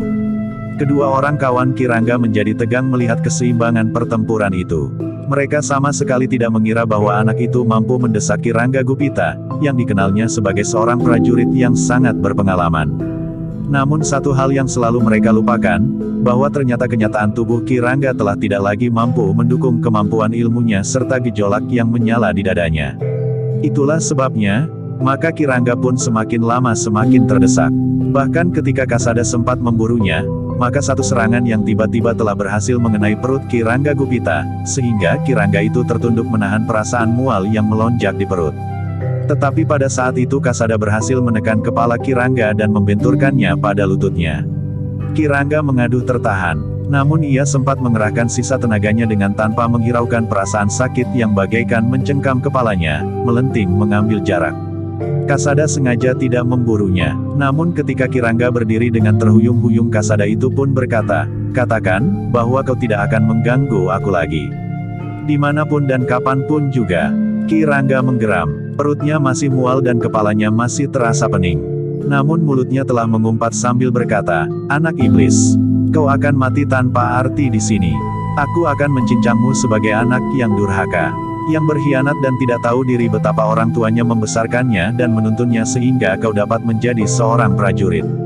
Siapa yang membesarkan aku? Menuntun aku dalam berbagai macam ilmu dan bahkan olah kanuragan. Kau?" bertanya Kasada. "Kau telah menghina ibumu?" geram Kirangga. "Kau tidak akan berhasil mengungkit lagi kemarahan ibuku kepadaku," berkata Kasada. "Ibuku bukan ibuku beberapa saat yang lalu." "Anak iblis kau," geram Kirangga. Dengan serta-merta Kirangga telah menyerang Kasada lagi. Namun serangannya sudah tidak begitu terarah. Dengan kepala yang pening dan perut yang mual, maka Kirangga tidak lagi mampu memusatkan nalar budinya menghadapi lawannya yang masih muda itu. Apalagi Kasada masih nampak segar sebagaimana ia mulai turun ke medan. Kasada ternyata mampu memanfaatkan kelebihannya untuk menutup kekurangannya. Bahkan semakin lama maka keadaan Kirangga menjadi semakin sulit. Sehingga Kasada sekali lagi telah berkata, "Aku hanya ingin mendengar kau berjanji untuk tidak mengganggu aku lagi." "Aku bunuh kau?" Kirangga justru berteriak. Namun demikian mulutnya terkatup, maka tangan Kasada telah terayun menyamping menghantam kening Kirangga sehingga Kirangga itu terdorong jatuh. Meskipun demikian, Kirangga itu pun telah bangkit kembali dengan mengerahkan segenap kekuatannya. Namun dalam pada itu, di saat Kirangga semakin terdesak, seorang di antara kedua orang kawannya ternyata telah mengganggu pertempuran itu. Dengan serta-merta ia telah melemparkan sebilah pisau belati ke arah Kasada yang berdiri tegak menunggu Kirangga siap menghadapinya lagi. Kasada terkejut. Ia terdorong beberapa langkah surut. Terdengar ia berdesah tertahan. Kedua orang kawan Kirangga itu tertawa melihat Kasada terhuyung-huyung surut ke belakang. Kasada yang sama sekali tidak mengira bahwa ia akan mendapat serangan dari orang-orang yang berdiri di luar arena itu, tidak sempat menghindar sepenuhnya ketika pisau itu meluncur ke arah dadanya. Namun ia masih sempat menggeliat sehingga pisau itu tidak tepat menembus jantungnya. Tetapi pisau itu telah mengenai pundaknya. Namun demikian, darah telah memancar dari lukanya ketika Kasada Devengan serta-merta mencabut pisau belati itu dari pundaknya. Warsi yang berteriak mencegah Kasada tergesa-gesa mencabut pisau itu telah terlambat. "Bunuh anak itu sekarang," teriak kawan Kirangga. Kirangga memang tidak mensia-siakan kesempatan itu. Dikerahkannya sisa tenaganya. Dengan kekuatan yang masih ada, Kirangga telah meloncat menyerang Kasada dengan tumit kakinya mengarah ke lehernya. Kedua orang kawan Kirangga melihat saat-saat terakhir dari pertempuran itu. Ia ingin Kirangga segera membunuh lawannya dan memenuhi janjinya. Kirangga pun telah melihat Kasada tidak mampu berbuat apa-apa. Tangannya seakan-akan tidak bertenaga lagi, sehingga hanya sebelah tangannya sajalah yang berusaha untuk menangkis serangan lawannya, sementara darah masih mengucur dengan derasnya. "Kau akan mati di sini anak iblis," geram Kirangga sambil meluncur. Tetapi yang terjadi adalah satu benturan yang keras. Justru Kiranggalah yang terlempar dan jatuh berguling beberapa kali. Dengan punggung yang sakit, Kirangga berusaha untuk bangkit dan melihat apa yang sebenarnya telah terjadi. Yang berdiri di depan Kasada adalah ibunya, Warsi, yang masih dialiri darah seorang yang ditakuti, Kalamerta. "Warsi," desis Kirangga Gupita, "kau lindungi anak iblis itu." Warsi memandang Kirangga dengan tajamnya. Katanya kemudian kepada sepupunya, "Tolong rawat Kasada, agar darahnya tidak terlalu banyak mengalir." Sepupu Warsi itu pun telah mendekati Kasada dan membimbingnya menepi. Ketika Kasada berusaha untuk tetap berdiri di arena, maka bibinya itu pun berkata, "Jangan kau paksakan dirimu. Darahmu terlalu banyak mengalir. Aku ingin menyelesaikannya, sekaligus kawan-kawan yang licik itu," geram Kasada. Tetapi bibinya membimbingnya menepi. Dengan kemampuannya, maka bibinya telah menekan beberapa urat di pundak dan bahu Kasada, sehingga darah yang mengalir tertahan sebagian. "Aku membawa obat luka," berkata Kasada, "di kantong ikat pinggangku." Bibinya kemudian telah mengambilnya dan menaburkannya di atas luka di pundak Kasada. Luka itu memang terasa panas, seakan-akan tersentuh api.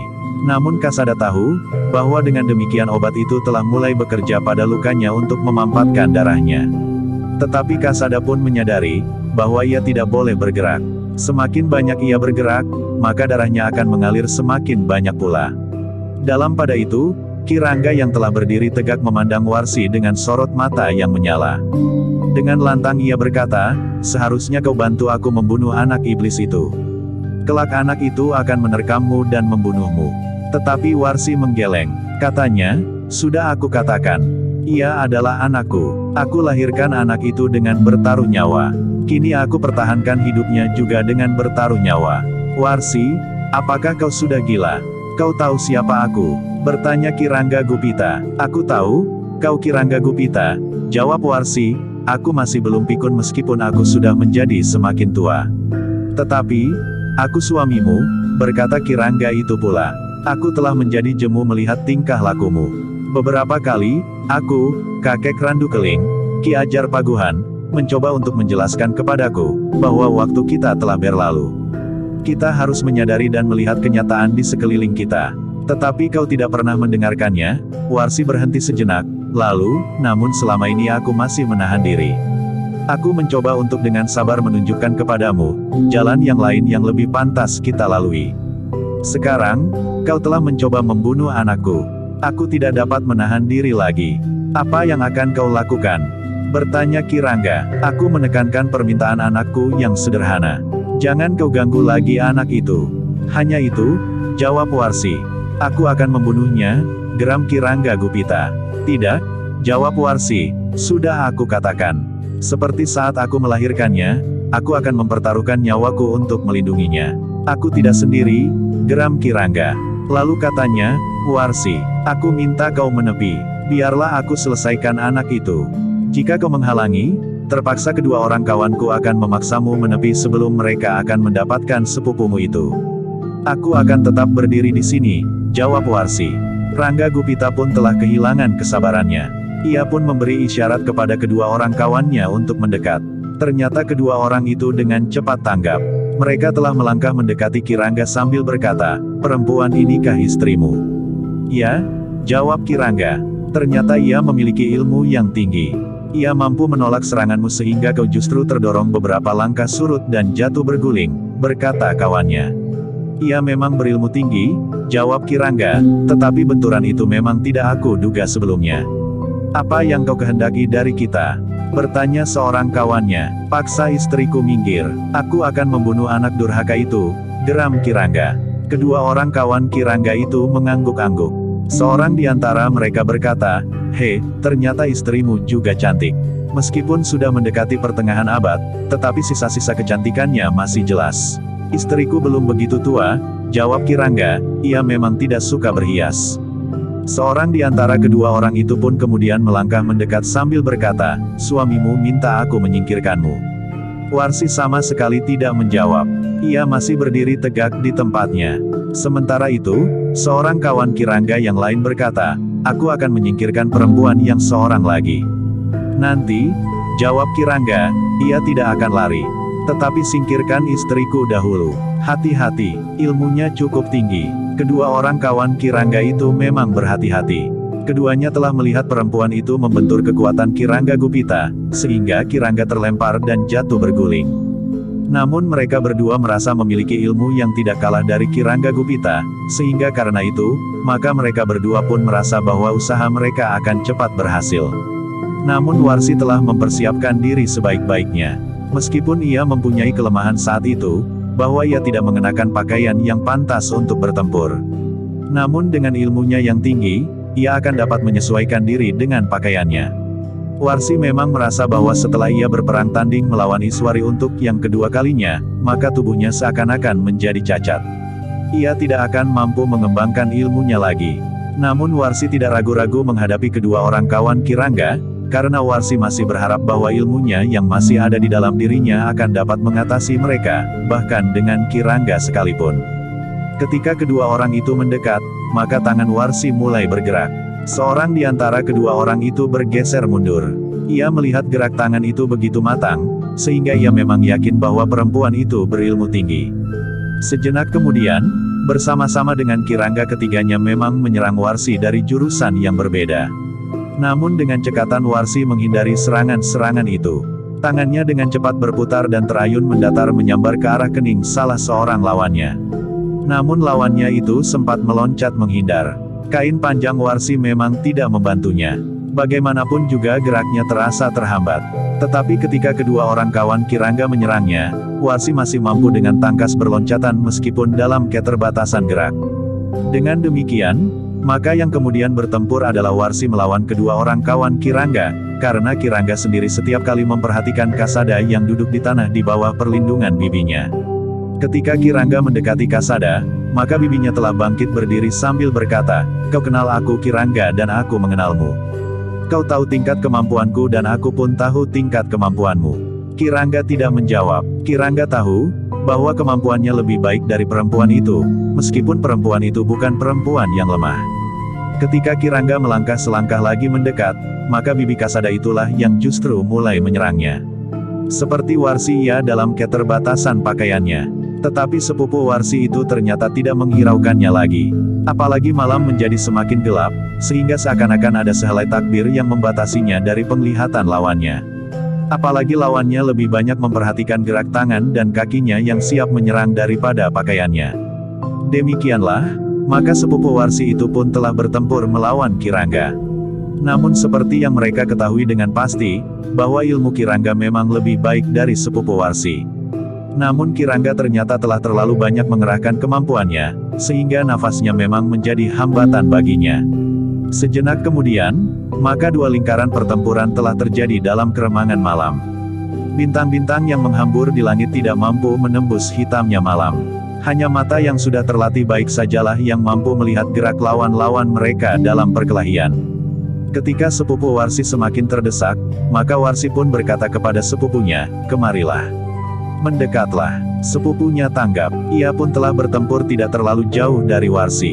Ternyata Warsi masih sanggup bertempur melawan lawan-lawannya sambil membantu sepupunya. Ayunan tangannya masih membuat lawannya berdebar-debar. Namun kedua lawan Warsi adalah dua orang yang bukan saja kasar, tetapi licik. Mereka tidak saja bertempur dengan wajar, tetapi setiap kali keduanya berteriak-teriak mengganggu dengan kata-kata kotor, sehingga Warsi yang sebelumnya terkenal sebagai perempuan liar itu merasa terganggu oleh suara dan kata-kata kedua orang lawannya. Dengan demikian maka Warsi pun menjadi semakin marah. Dengan kemampuannya yang sangat tinggi, Warsi telah mendesak lawannya. Sementara sepupunya yang berusaha menyesuaikan diri, ternyata mampu mengurangi beban Warsi menghadapi tiga orang laki-laki yang semakin lama semakin memuakkan baginya. Apalagi ketika kain panjang Warsi telah koyak, maka kata-kata yang semakin kasar dan kotor terlontar dari mulut kedua orang kawan Kirangga itu. Tetapi Warsi sudah tidak peduli lagi. Kemarahannya telah sampai ke ubun-ubun. Demikian pula sepupunya yang merasa sangat terhina oleh sikap dan kata-kata kedua orang kawan Kirangga. Bahkan keluar dari mulut Kirangga sendiri. Sementara itu Kasada semakin terpukau melihat ibunya bertempur. Meskipun ia sudah mengetahui bahwa ibunya adalah seorang perempuan yang berilmu tinggi. Namun ketika ia melihat sendiri, betapa ibunya bertempur, maka ia benar-benar mengaguminya. Namun dalam pada itu, ia bertanya kepada diri sendiri, jika demikian, betapa tingginya ilmu yang dimiliki oleh Ibu Barata, Iswari, yang masih mampu mengatasi ilmu ibu itu. Bahkan dengan mutlak telah menghancurkan perlawanan ibu itu. Sementara itu, pertempuran itu pun semakin lama menjadi semakin sengit. Ternyata bahwa sepupu Warsi kurang mampu menyesuaikan diri dengan pertempuran yang cepat dan kasar itu. Beberapa kali Kirangga dan kedua lawannya yang bertempur berputaran berhasil mengenai tubuhnya, sehingga pada suatu saat, sepupu Warsi itu telah terlempar dari arena pertempuran, dan jatuh terbanting. Ternyata sebuah serangan yang tidak sempat dilihatnya telah mengenai punggungnya. Sepupu Warsi itu memang masih mampu bangkit berdiri. Tetapi punggungnya serasa akan patah. "Jangan sakiti perempuan itu," teriak salah seorang kawan Kirangga, "aku masih memerlukannya." Sepupu Warsi menggeretakkan giginya. Namun terdengar Warsi berkata, "Beristirahatlah dahulu. Nanti jika keadaanmu sudah semakin baik, turunlah lagi ke gelanggang." Saudara sepupu Warsi ternyata menurut perintah itu. Ia pun kemudian telah bergeser surut mendekati Kasada yang telah bangkit berdiri. Tetapi bibinya itu mencegahnya sambil berkata, "Lukamu memang sudah pampat karena obatmu. Tetapi jika kau ikut bertempur, maka luka itu akan kambuh kembali." Kasada memang masih berdiri diam. Namun ketika ia melihat ibunya mulai terdesak, maka ia hampir tidak lagi dapat dikekang. "Jangan," berkata bibinya. "Lihat, betapa kasar dan liarnya ketiga lawan ibu itu," jawab Kasada. "Tunggu sebentar sehingga lukamu benar-benar telah pampat. Aku pun ingin beristirahat untuk memperbaiki keadaan punggungku yang serasa patah ini," jawab bibinya. "Tetapi kita akan terlambat," jawab Kasada. Bibinya termangu-mangu. Ia memang melihat Warsi mulai terdesak. Kemarahannya telah membuatnya kehilangan penalaran. Ketiga orang lawannya justru bertempur semakin kasar dan kotor, sementara Warsi justru berusaha untuk tidak memberikan kesan yang demikian di hadapan anak laki-lakinya yang telah membuat hatinya menjadi bangga. Namun tanpa mengimbangi kekasaran orang-orang itu, Warsi benar-benar mulai terdesak. Ternyata kedua kawan Kirangga itu adalah orang-orang kasar yang memiliki kemampuan bergerak sangat cepat. Mereka berloncatan di dalam keremangan malam seperti seekor bilalang. Kakinya seakan-akan berubah menjadi panjang, sehingga kemampuan mereka melontarkan diri kadang-kadang membuat Warsi menjadi agak bingung. Beberapa kali Warsi telah kehilangan kesempatan untuk menghindari atau menangkis serangan lawannya. 2 kali Warsi terdorong dan hampir saja jatuh terjerembab. Namun ia masih mampu mempertahankan keseimbangan meskipun ia harus meloncat mengambil jarak. Tetapi kedua lawannya telah menyusulnya dengan loncatan-loncatan panjang. Pada saat yang demikian, maka baik Kasada maupun bibinya memang tidak dapat sekedar berdiam diri. Tetapi ketika Kasada mulai bergerak, tiba-tiba bibinya menahannya. "Kau lihat langit?" berkata bibinya. "Kenapa?" bertanya Kasada dengan heran. "Meskipun bukan purnama, tetapi bulan telah naik," jawab bibinya. "Kenapa dengan bulan?" bertanya Kasada. "Jika sinar bulan itu menyentuh tubuh ibumu, maka lihat sajalah. Apa yang akan terjadi?" desis bibinya. Sebenarnya lah bulan yang sudah semakin tinggi itu telah melontarkan sinarnya ke halaman rumah sepupu Warsi itu. Ketika dari celah-celah dedaunan dari pepohonan yang tumbuh di halaman samping itu sinar bulan jatuh ke arena pertempuran, maka akibatnya memang segera terasa. Warsi bagaikan bersorak ketika tubuhnya mulai disiram oleh cahaya bulan itu. Tiba-tiba saja terdengar teriakan nyaring dari mulutnya. Warsi telah melupakan usahanya untuk menyembunyikan kekasaran sikapnya dalam pertempuran itu terhadap anaknya. Dengan demikian, maka Warsi benar-benar seperti bangkit kembali dari saat-saat kekuatannya mulai menyusut. Tiba-tiba saja ia menjadi semakin garang. Kaki dan tangannya menjadi seperti baja. "Apa yang mempengaruhinya?" bertanya Kasada. "Sinar bulan itu," jawab bibinya. "Apa yang dapat diberikan oleh sinar bulan bagi ilmu ibu?" bertanya Kasada pula. "Bukan apa-apa, tetapi sinar bulan itu mempunyai pengaruh jiwani yang sangat kuat pada ibumu. Ibumu memang melatih diri untuk menerima pengaruh jiwani itu. Demikian tubuhnya tersentuh cahaya bulan, maka kekuatan dan kemampuannya seakan-akan telah tumbuh berlipat. Kemampuannya mengerahkan tenaga cadangan menjadi jauh meningkat. Ternyata pengaruh jiwani mempunyai kekuatan yang sangat besar dalam olah kanuragan," berkata bibinya. Kasada termangu-mangu. Ia memang melihat ibunya bertempur semakin kasar. Tetapi ia tidak kecewa. Ia tahu, ibunya memang seorang perempuan yang kasar. Namun bahwa ibunya telah mengalami gejolak batin sehingga ia mencari jalan yang lebih terang itu sudah cukup bagi Kasada. Dalam pada itu ternyata bahwa Kirangga Gupita pun menyadari pula akan pengaruh sinar bulan itu.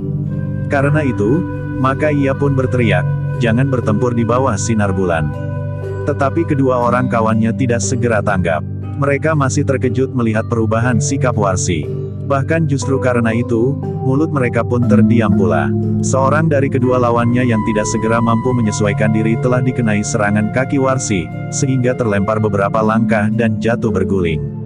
Seorang lainnya yang berusaha untuk menahan agar Warsi tidak memburu kawannya yang terjatuh itu, telah menyerangnya. Dengan satu putaran, kakinya terayun mengarah ke kening. Tetapi Warsi melihat serangan itu. Dengan cepat ia menghindar dan sekaligus membalas serangan itu. Demikian kaki itu terayun maka Warsi telah menjatuhkan dirinya. Kakinya dengan kekuatan penuh telah menyapu kaki lawannya tempat ia bertumpu untuk berdiri sementara kakinya yang lain belum sepenuhnya menapak di atas tanah. Sapuan itu begitu cepat dan begitu kerasnya, sehingga lawan Warsi itu tidak mendapat kesempatan untuk menghindar. Karena itu, maka sebelum kakinya yang lain tegak dengan mantap, maka kaki itu seakan-akan telah dilemparkan dengan kerasnya. Orang itu tidak mempunyai pilihan lain, kecuali jatuh terbanting di tanah. Namun ketika Warsi sendiri melenting berdiri, maka ia sudah berhadapan lagi dengan lawannya yang lain. Justru Kirangga Gupita yang menyerangnya ke arah dada. Tetapi Warsi sempat menghindar sehingga serangan itu tidak mengenainya. Namun Kirangga yang sudah kehilangan kesabaran itu telah meloncat maju. Tangan terayun deras sekali mengarah ke kening. Namun Warsi telah membentur serangan itu dengan serangan pula. Kedua tangannya telah bersilang dan mengangkat tangan Kirangga yang terjulur. Namun Warsi justru merapat pada tubuh lawannya dan dengan lututnya ia menghantam bagian bawah perut Kirangga Gupita. Kirangga menyeringai menahan sakit. Tetapi ketika ia surut selangkah, maka kaki Warsi telah menyusulnya menghantam dadanya. Kirangga benar-benar terpelanting. Ia jatuh beberapa langkah dari kawannya yang sudah bersiap menghadapi Warsi yang menjadi sangat garang itu. Kasada berdiri mematung. Di bawah sinar bulan yang meskipun tidak purnama, ibunya memang menjadi sangat garang.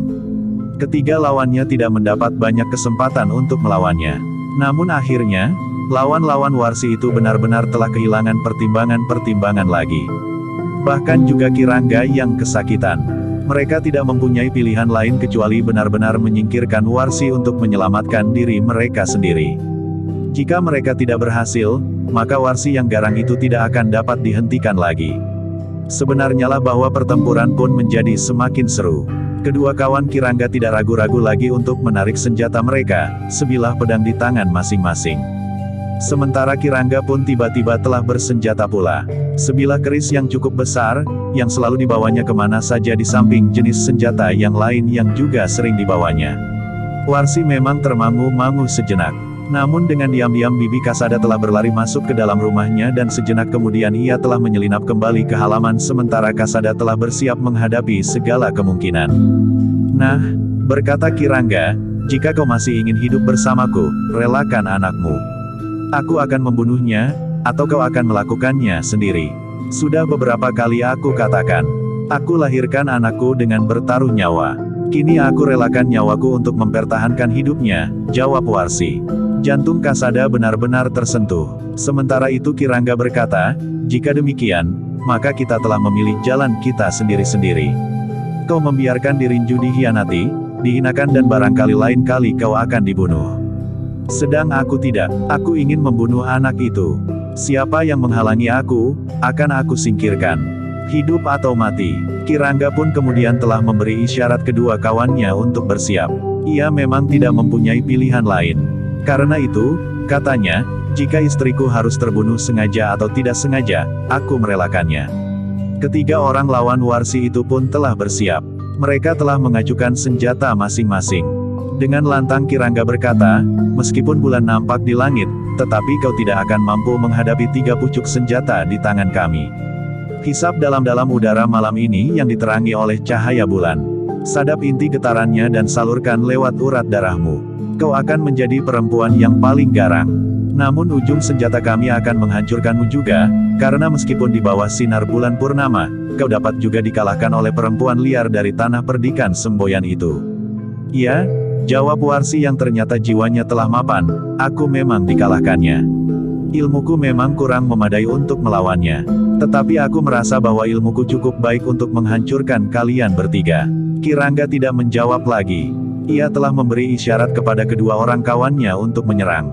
Jantung Warsi memang menjadi berdebar-debar ketika ia melihat 3 pucuk senjata di tangan orang-orang yang garang itu.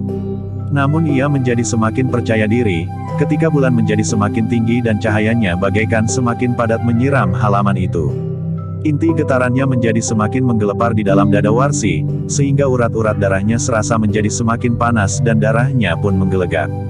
Darah yang dialiri kebuasan sifat Kalamerta, meskipun jiwanya sudah berubah.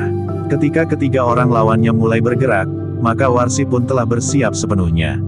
Ia tidak menghiraukan lagi pakaiannya. Ia memerlukan perhatian sepenuhnya atas ketiga orang lawannya yang bersenjata itu. Namun dalam pada itu, ketika keadaan menjadi semakin tegang, maka sepupu Warsi itu telah memanggilnya. Namun katanya, jangan lepaskan perhatianmu atas ketiganya. Aku akan datang kepadamu.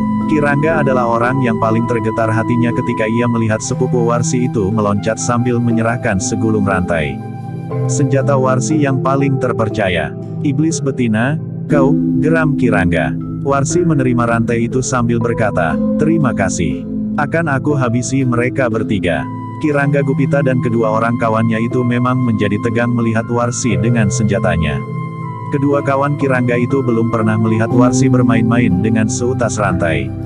Namun melihat cara Warsi memegang rantai itu, keduanya memang menjadi berdebar-debar. Sejenak kemudian, maka rantai itu pun telah berputar. Cahaya bulan yang terang memantul pada putaran rantai yang berkilat. "Hati-hati dengan rantai itu," berkata Kirangga Gupita.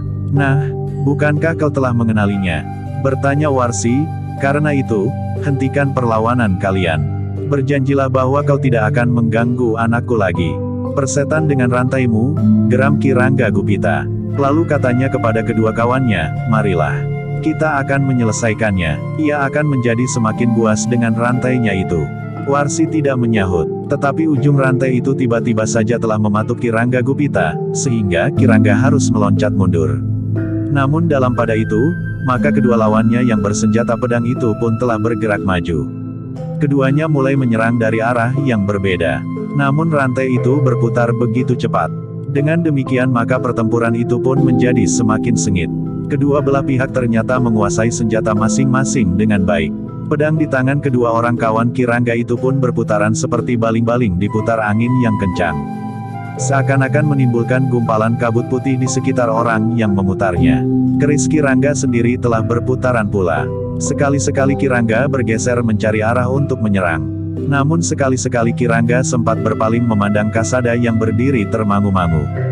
Namun ternyata bahwa bibi Kasada itu tidak saja mengambil seutas rantai, tetapi ia juga mengambil pedangnya sendiri. Kepada Kasada ia berbisik, "Aku tidak sempat mengambil pedangmu. Tetapi berhati-hatilah, Kirangga setiap kali berpaling kepadamu. Pinjamkan pedang itu kepadaku bibi," berkata Kasada.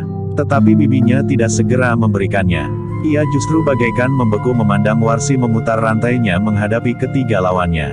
Kasada pun bagaikan terpukau melihatnya. Rantai itu berputar dengan cepat. Namun kemudian bagaikan menggeliat. Ujungnya tiba-tiba saja telah mematuk seperti kepala seekor ular bandotan. Namun ketiga lawannya pun bertempur dengan tangkasnya pula. Ketiganya berloncatan dengan senjata masing-masing di tangan. Senjata yang bergantian mematuk dan sekali-sekali menebas mendatar. Namun ketiganya setiap kali harus meloncat menjauh dari jangkauan ujung rantai yang berputar dengan cepat itu. Di bawah cahaya bulan, maka Warsi benar-benar telah mampu mengerahkan ilmu yang masih dikuasainya. Begitu menggetarkan sehingga Kasada hampir tidak percaya kepada penglihatannya. "Sebelum tubuh ibu menjadi cacat, maka ilmunya tentu benar-benar gegirisi," berkata Kasada. Namun ia masih juga terbayang lagi kemampuan Iswari yang lebih baik dari ibunya. Dalam pada itu, maka pertempuran itu pun telah menjadi semakin cepat. Namun ketiga orang lawan Warsi pun memiliki ilmu pedang yang tinggi. Ketika Warsi mengayunkan rantainya menyerang seorang di antara mereka, maka dengan sengaja lawannya telah berusaha untuk menahan putaran rantainya, sehingga ujung rantai itu telah membelit senjatanya. Pada saat yang demikian maka seorang yang lain telah mempergunakan kesempatan untuk menyerang Warsi dengan satu loncatan panjang. Ujung pedangnya terjulur lurus mengarah ke dada.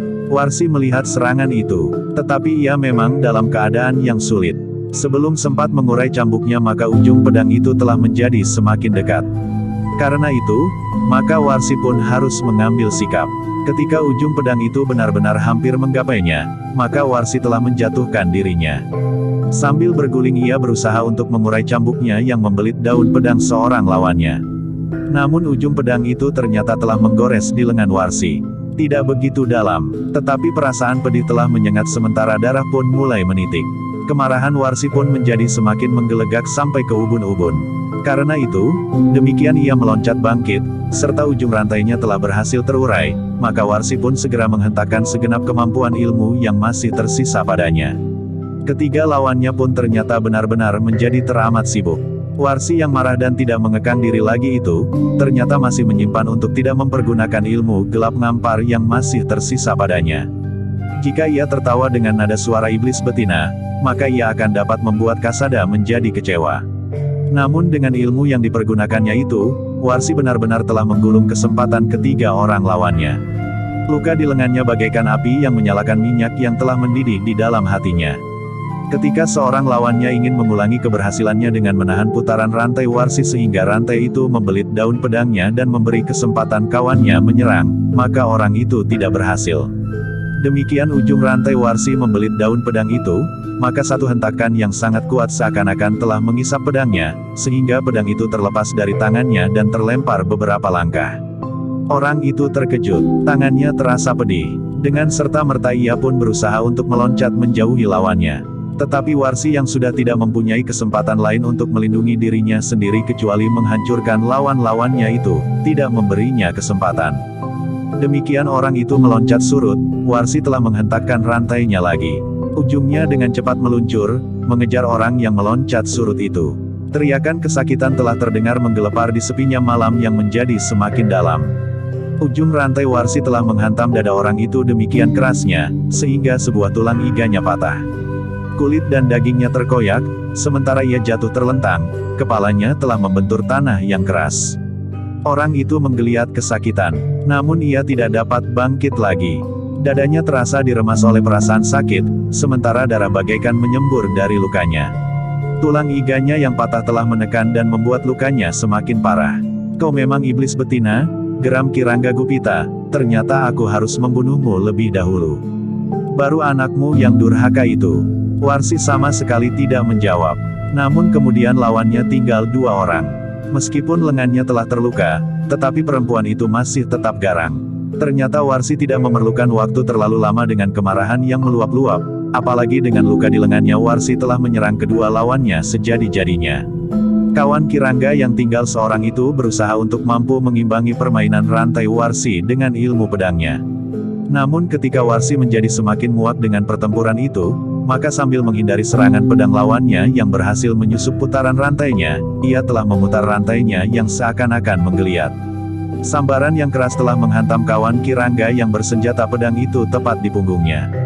Sekali lagi terdengar pekik kesakitan. Namun sebelum orang itu sempat berbuat sesuatu, maka rantai Warsi telah bergetar sekali lagi menyambar orang itu pada lambungnya sehingga terkoyak. Sejenak kemudian orang itu pun telah terjatuh di tanah, menggelepar dan kemudian diam. Kirangga Gupita menjadi bagaikan gila. Sambil mengumpat-umpat kasar dan kotor, ia telah menyerang Warsi dengan segenap sisa tenaganya. Namun Warsi pun seakan-akan telah menjadi mata gelap pula. Ia tidak mengingat lagi apa yang pernah diperbuatnya dengan Kirangga Gupita di saat-saat ia masih bernafsu untuk menjadi tanah perdikan sebagai batu loncatannya menggapai ke Mukten yang lebih tinggi. Karena itu, ketika Kirangga itu menyerangnya dengan kerisnya yang besar, maka Warsi pun telah melakukan hal yang sama dengan rantainya. Kirangga masih sempat menangkis ayunan rantai Warsi dengan kerisnya. Bahkan kemudian seperti berayun ia meloncat menyerang Warsi dengan kakinya, sementara ujung rantai Warsi masih membelit kerisnya. Tetapi Warsi pun dengan tangkas menghindar. Bahkan ketika kaki Kirangga itu terayun sejengkal dari tubuhnya, dengan serta-merta ia telah mengangkat kaki itu dengan satu pukulan yang keras. Demikian Kirangga terjatuh, maka Warsi justru telah meloncat mengambil jarak. Ia telah memperhitungkan kemungkinan berikutnya yang bakal terjadi. Sebenarnya lah Kirangga telah melenting bangkit berdiri. Sementara itu, ujung rantai Warsi telah terurai dari belitannya di daun keris Kirangga.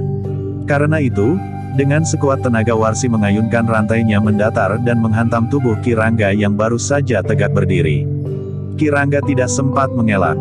Rantai itu telah mengenai tubuhnya dengan deras sekali dilambari dengan segenap kekuatan Warsi yang tersisa di bawah siraman cahaya bulan yang cerah di langit. Yang terdengar adalah teriakan yang panjang. Rantai itu menghantam dan kemudian membelit tubuh Kirangga Gupita. Ketika dengan sekuat tenaganya Warsi menarik rantainya, maka Kirangga telah terputar seperti gasing dengan sebagian kulit tubuhnya yang terkelupas, sementara tulang-tulangnya berpatahan. Sejenak kemudian, maka tubuh itu pun telah terbanting dan berguling di tanah. Namun kemudian tubuh itu sama sekali tidak bergerak lagi. 3 sosok tubuh telah terbaring di tanah. Ternyata ketiga-tiganya telah terbunuh. Sejenak Warsi berdiri tegak. Ketika ia mengangkat wajahnya maka dilihatnya bulan tinggi di belakang lembaran mega yang tipis namun kemudian hanyut dan lenyap di cakrawala. Warsi menghirup udara malam yang segar. Namun kemudian, wajahnya itu pun telah menunduk. Dilihatnya Kirangga Gupita yang telah dibunuhnya. Perlahan-lahan Warsi berlutut di sisinya, kemudian menutup wajahnya dengan kedua telapak tangannya. Warsi menangis sejadi-jadinya. Sepupunya dan Kasada telah mendekatinya. Dengan lembut sepupunya itu pun berkata, "Marilah. Sudahlah, yang terjadi sebaiknya memang terjadi. Aku telah membunuhnya, berkata Warsi sambil melepaskan rantainya. Kau tidak mempunyai pilihan lain, desis sepupunya. Aku mengerti, jawab Warsi, tetapi aku hari ini telah membunuh lagi. Namun dengan tujuan yang berbeda ibu, bisik Kasada. Aku malu sekali Pugu, berkata ibunya. Kenapa? Kasada justru bertanya. Kau sekarang melihat sendiri, bagaimana ibumu menjadi liar dan buas seperti binatang di hutan, jawab ibunya. Aku telah berteriak, berloncatan dan dengan kasar melawan ketiga orang itu untuk kemudian membunuhnya. Yang nampak itu hanyalah cara ibu, berkata Kasada, tetapi seperti yang aku katakan, jiwa dari perbuatan ibu sudah berbeda meskipun kulitnya masih tetap sama. Aku telah membunuh dua orang laki-laki yang kedua-duanya adalah ayah dari anak-anakku. Anak-anak kandungku, tangis Warsi. Kasada menarik nafas dalam-dalam, tetapi ia sadar, bahwa itu merupakan bagian dari kehidupan ibunya masa lalu. Masa yang harus dilupakannya, sebagaimana ia ingin melupakan masa lalunya sendiri. Karena itu, maka Kasada pun kemudian berkata, marilah ibu.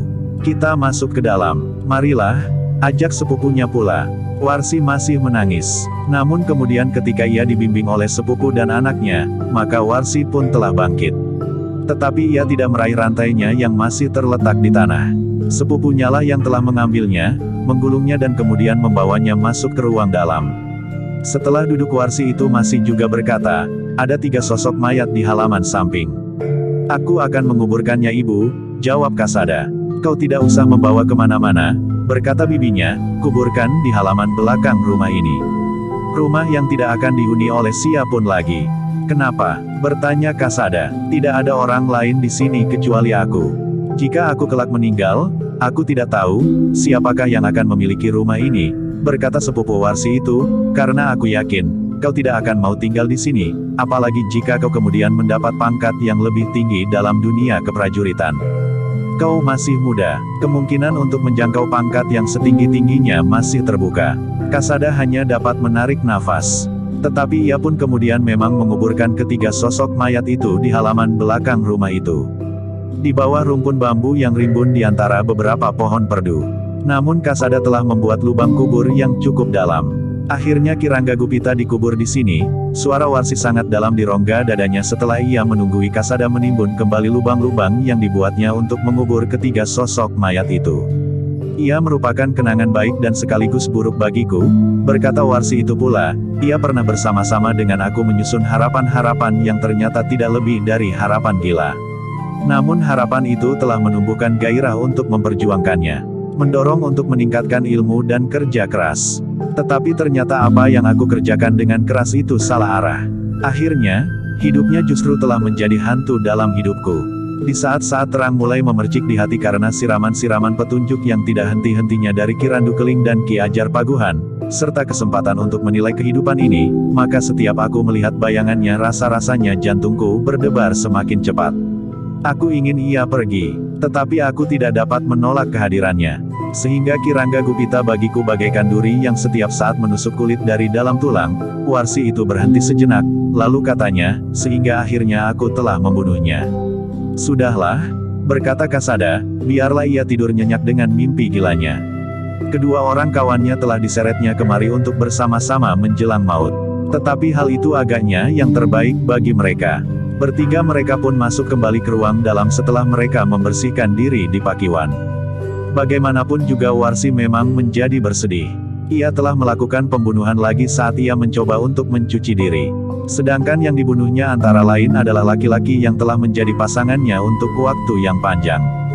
Kasada tidak ingin mengganggu ibunya ketika ibunya kemudian pergi ke biliknya. Katanya, aku ingin beristirahat. Aku lelah lahir dan batin. Apakah luka ibu tidak diobati? Bertanya Kasada. Segores kecil. Aku telah membersihkannya. Aku nanti akan mengobatinya sendiri, jawab ibunya. Kasada kemudian duduk seorang diri di ruang dalam ketika bibinya justru pergi ke dapur untuk merebus air. Ia mengerti, bahwa baik Warsi maupun Kasada tentu menjadi haus seperti juga dirinya. Meskipun mereka telah menghirup air gendi yang sejuk, namun minuman hangat akan menyegarkan tubuh mereka. Namun dalam pada itu, pintu peringgitan rumah itu telah diketuk orang. Tidak terlalu keras, namun baik Warsi maupun sepupunya telah mendengarnya, sehingga sejenak kemudian mereka telah berada di ruang dalam bersama Kasada. Untuk beberapa saat mereka menjadi ragu-ragu. Ketukan itu ternyata terdengar lagi. Masih juga tidak terlalu keras. Akhirnya Kasada telah bangkit dan melangkah ke pintu sementara ibunya dan bibinya berdiri termangu-mangu. Ketika pintu terbuka, Yarik berdiri di luar pintu adalah dua orang tua. Ki Randu Keling dan Ki Ajar Paguhan. "Kakek," Kasada hampir berteriak, "Guru. Marilah, silahkah masuk." Keduanya pun kemudian telah melangkah masuk dan duduk di ruang dalam bersama-sama dengan Warsi dan Kasada. Sementara itu, sepupu Warsi setelah mempersilahkan mereka duduk, telah pergi ke dapur untuk menyelesaikan pekerjaannya. Adalah kebetulan bahwa ketika kedua orang tamu itu datang, air telah mendidih. Setelah menghidangkan minuman hangat, sepupu Warsi itu pun telah ikut duduk bersama mereka di ruang dalam. Ternyata Kasada telah menceritakan dengan singkat perjalanannya dari baraknya setelah ia mendapat waktu beristirahat selama 5 hari. "Besok aku merencanakan untuk kembali ke Pajang," berkata Kasada kemudian. Ki Randu Keling mengangguk-angguk. Katanya, "Sebenarnya aku telah mencemaskanmu Kasada. Aku yakin bahwa ibumu akan dapat menerimamu dengan baik. Tetapi aku masih meragukan Ki Rangga Gupita. Karena itu, demikian aku sampai di rumah, serta mendapat keterangan tentang kepergianmu kemari, aku pun segera menyusulmu." Hari ini Ki Randu Keling dan Ki Ajar Paguhan baru sampai di sini. "Berapa hari yang lalu Ki Randu Keling dan Ki Ajar meninggalkan rumah ini?" bertanya Warsi. "Kami memang tidak segera kembali ke pondok kami. Kami masih berputar-putar melihat cakrawala dengan mata tua kami. Ternyata semuanya telah menjadi kabur bagi kami," berkata Ki Randu Keling. Kasada mengangguk-angguk. Semuanya memang semakin menjadi tua. Ki Randu Keling sudah nampak tua sekali. Demikian Ki Ajar, meskipun keduanya masih sanggup berjalan menelusuri jalan yang panjang. Namun dalam pada itu Warsi telah berkata, "Seandainya Ki Randu Keling dan Ki Ajar datang sebelum senja." "Kenapa jika sebelum senja?" bertanya Ki Randu Keling. "Mungkin segala sesuatunya akan dapat dicegah," desis Warsi sambil menunduk.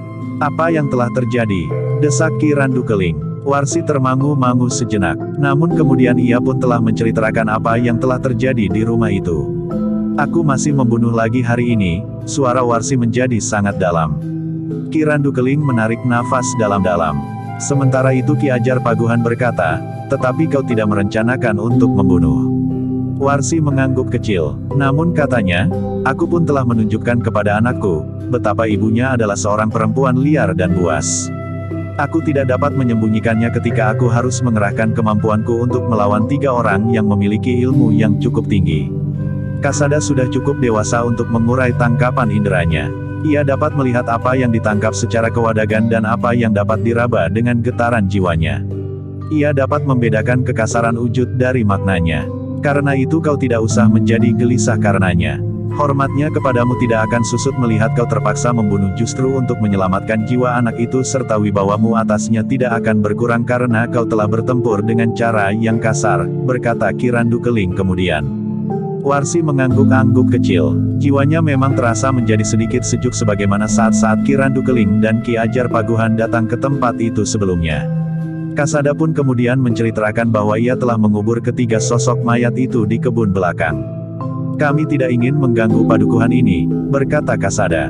"Tetapi perkelahian itu sendiri tentu menimbulkan pertanyaan orang di luar dinding halaman ini," berkata Ki Randu Keling.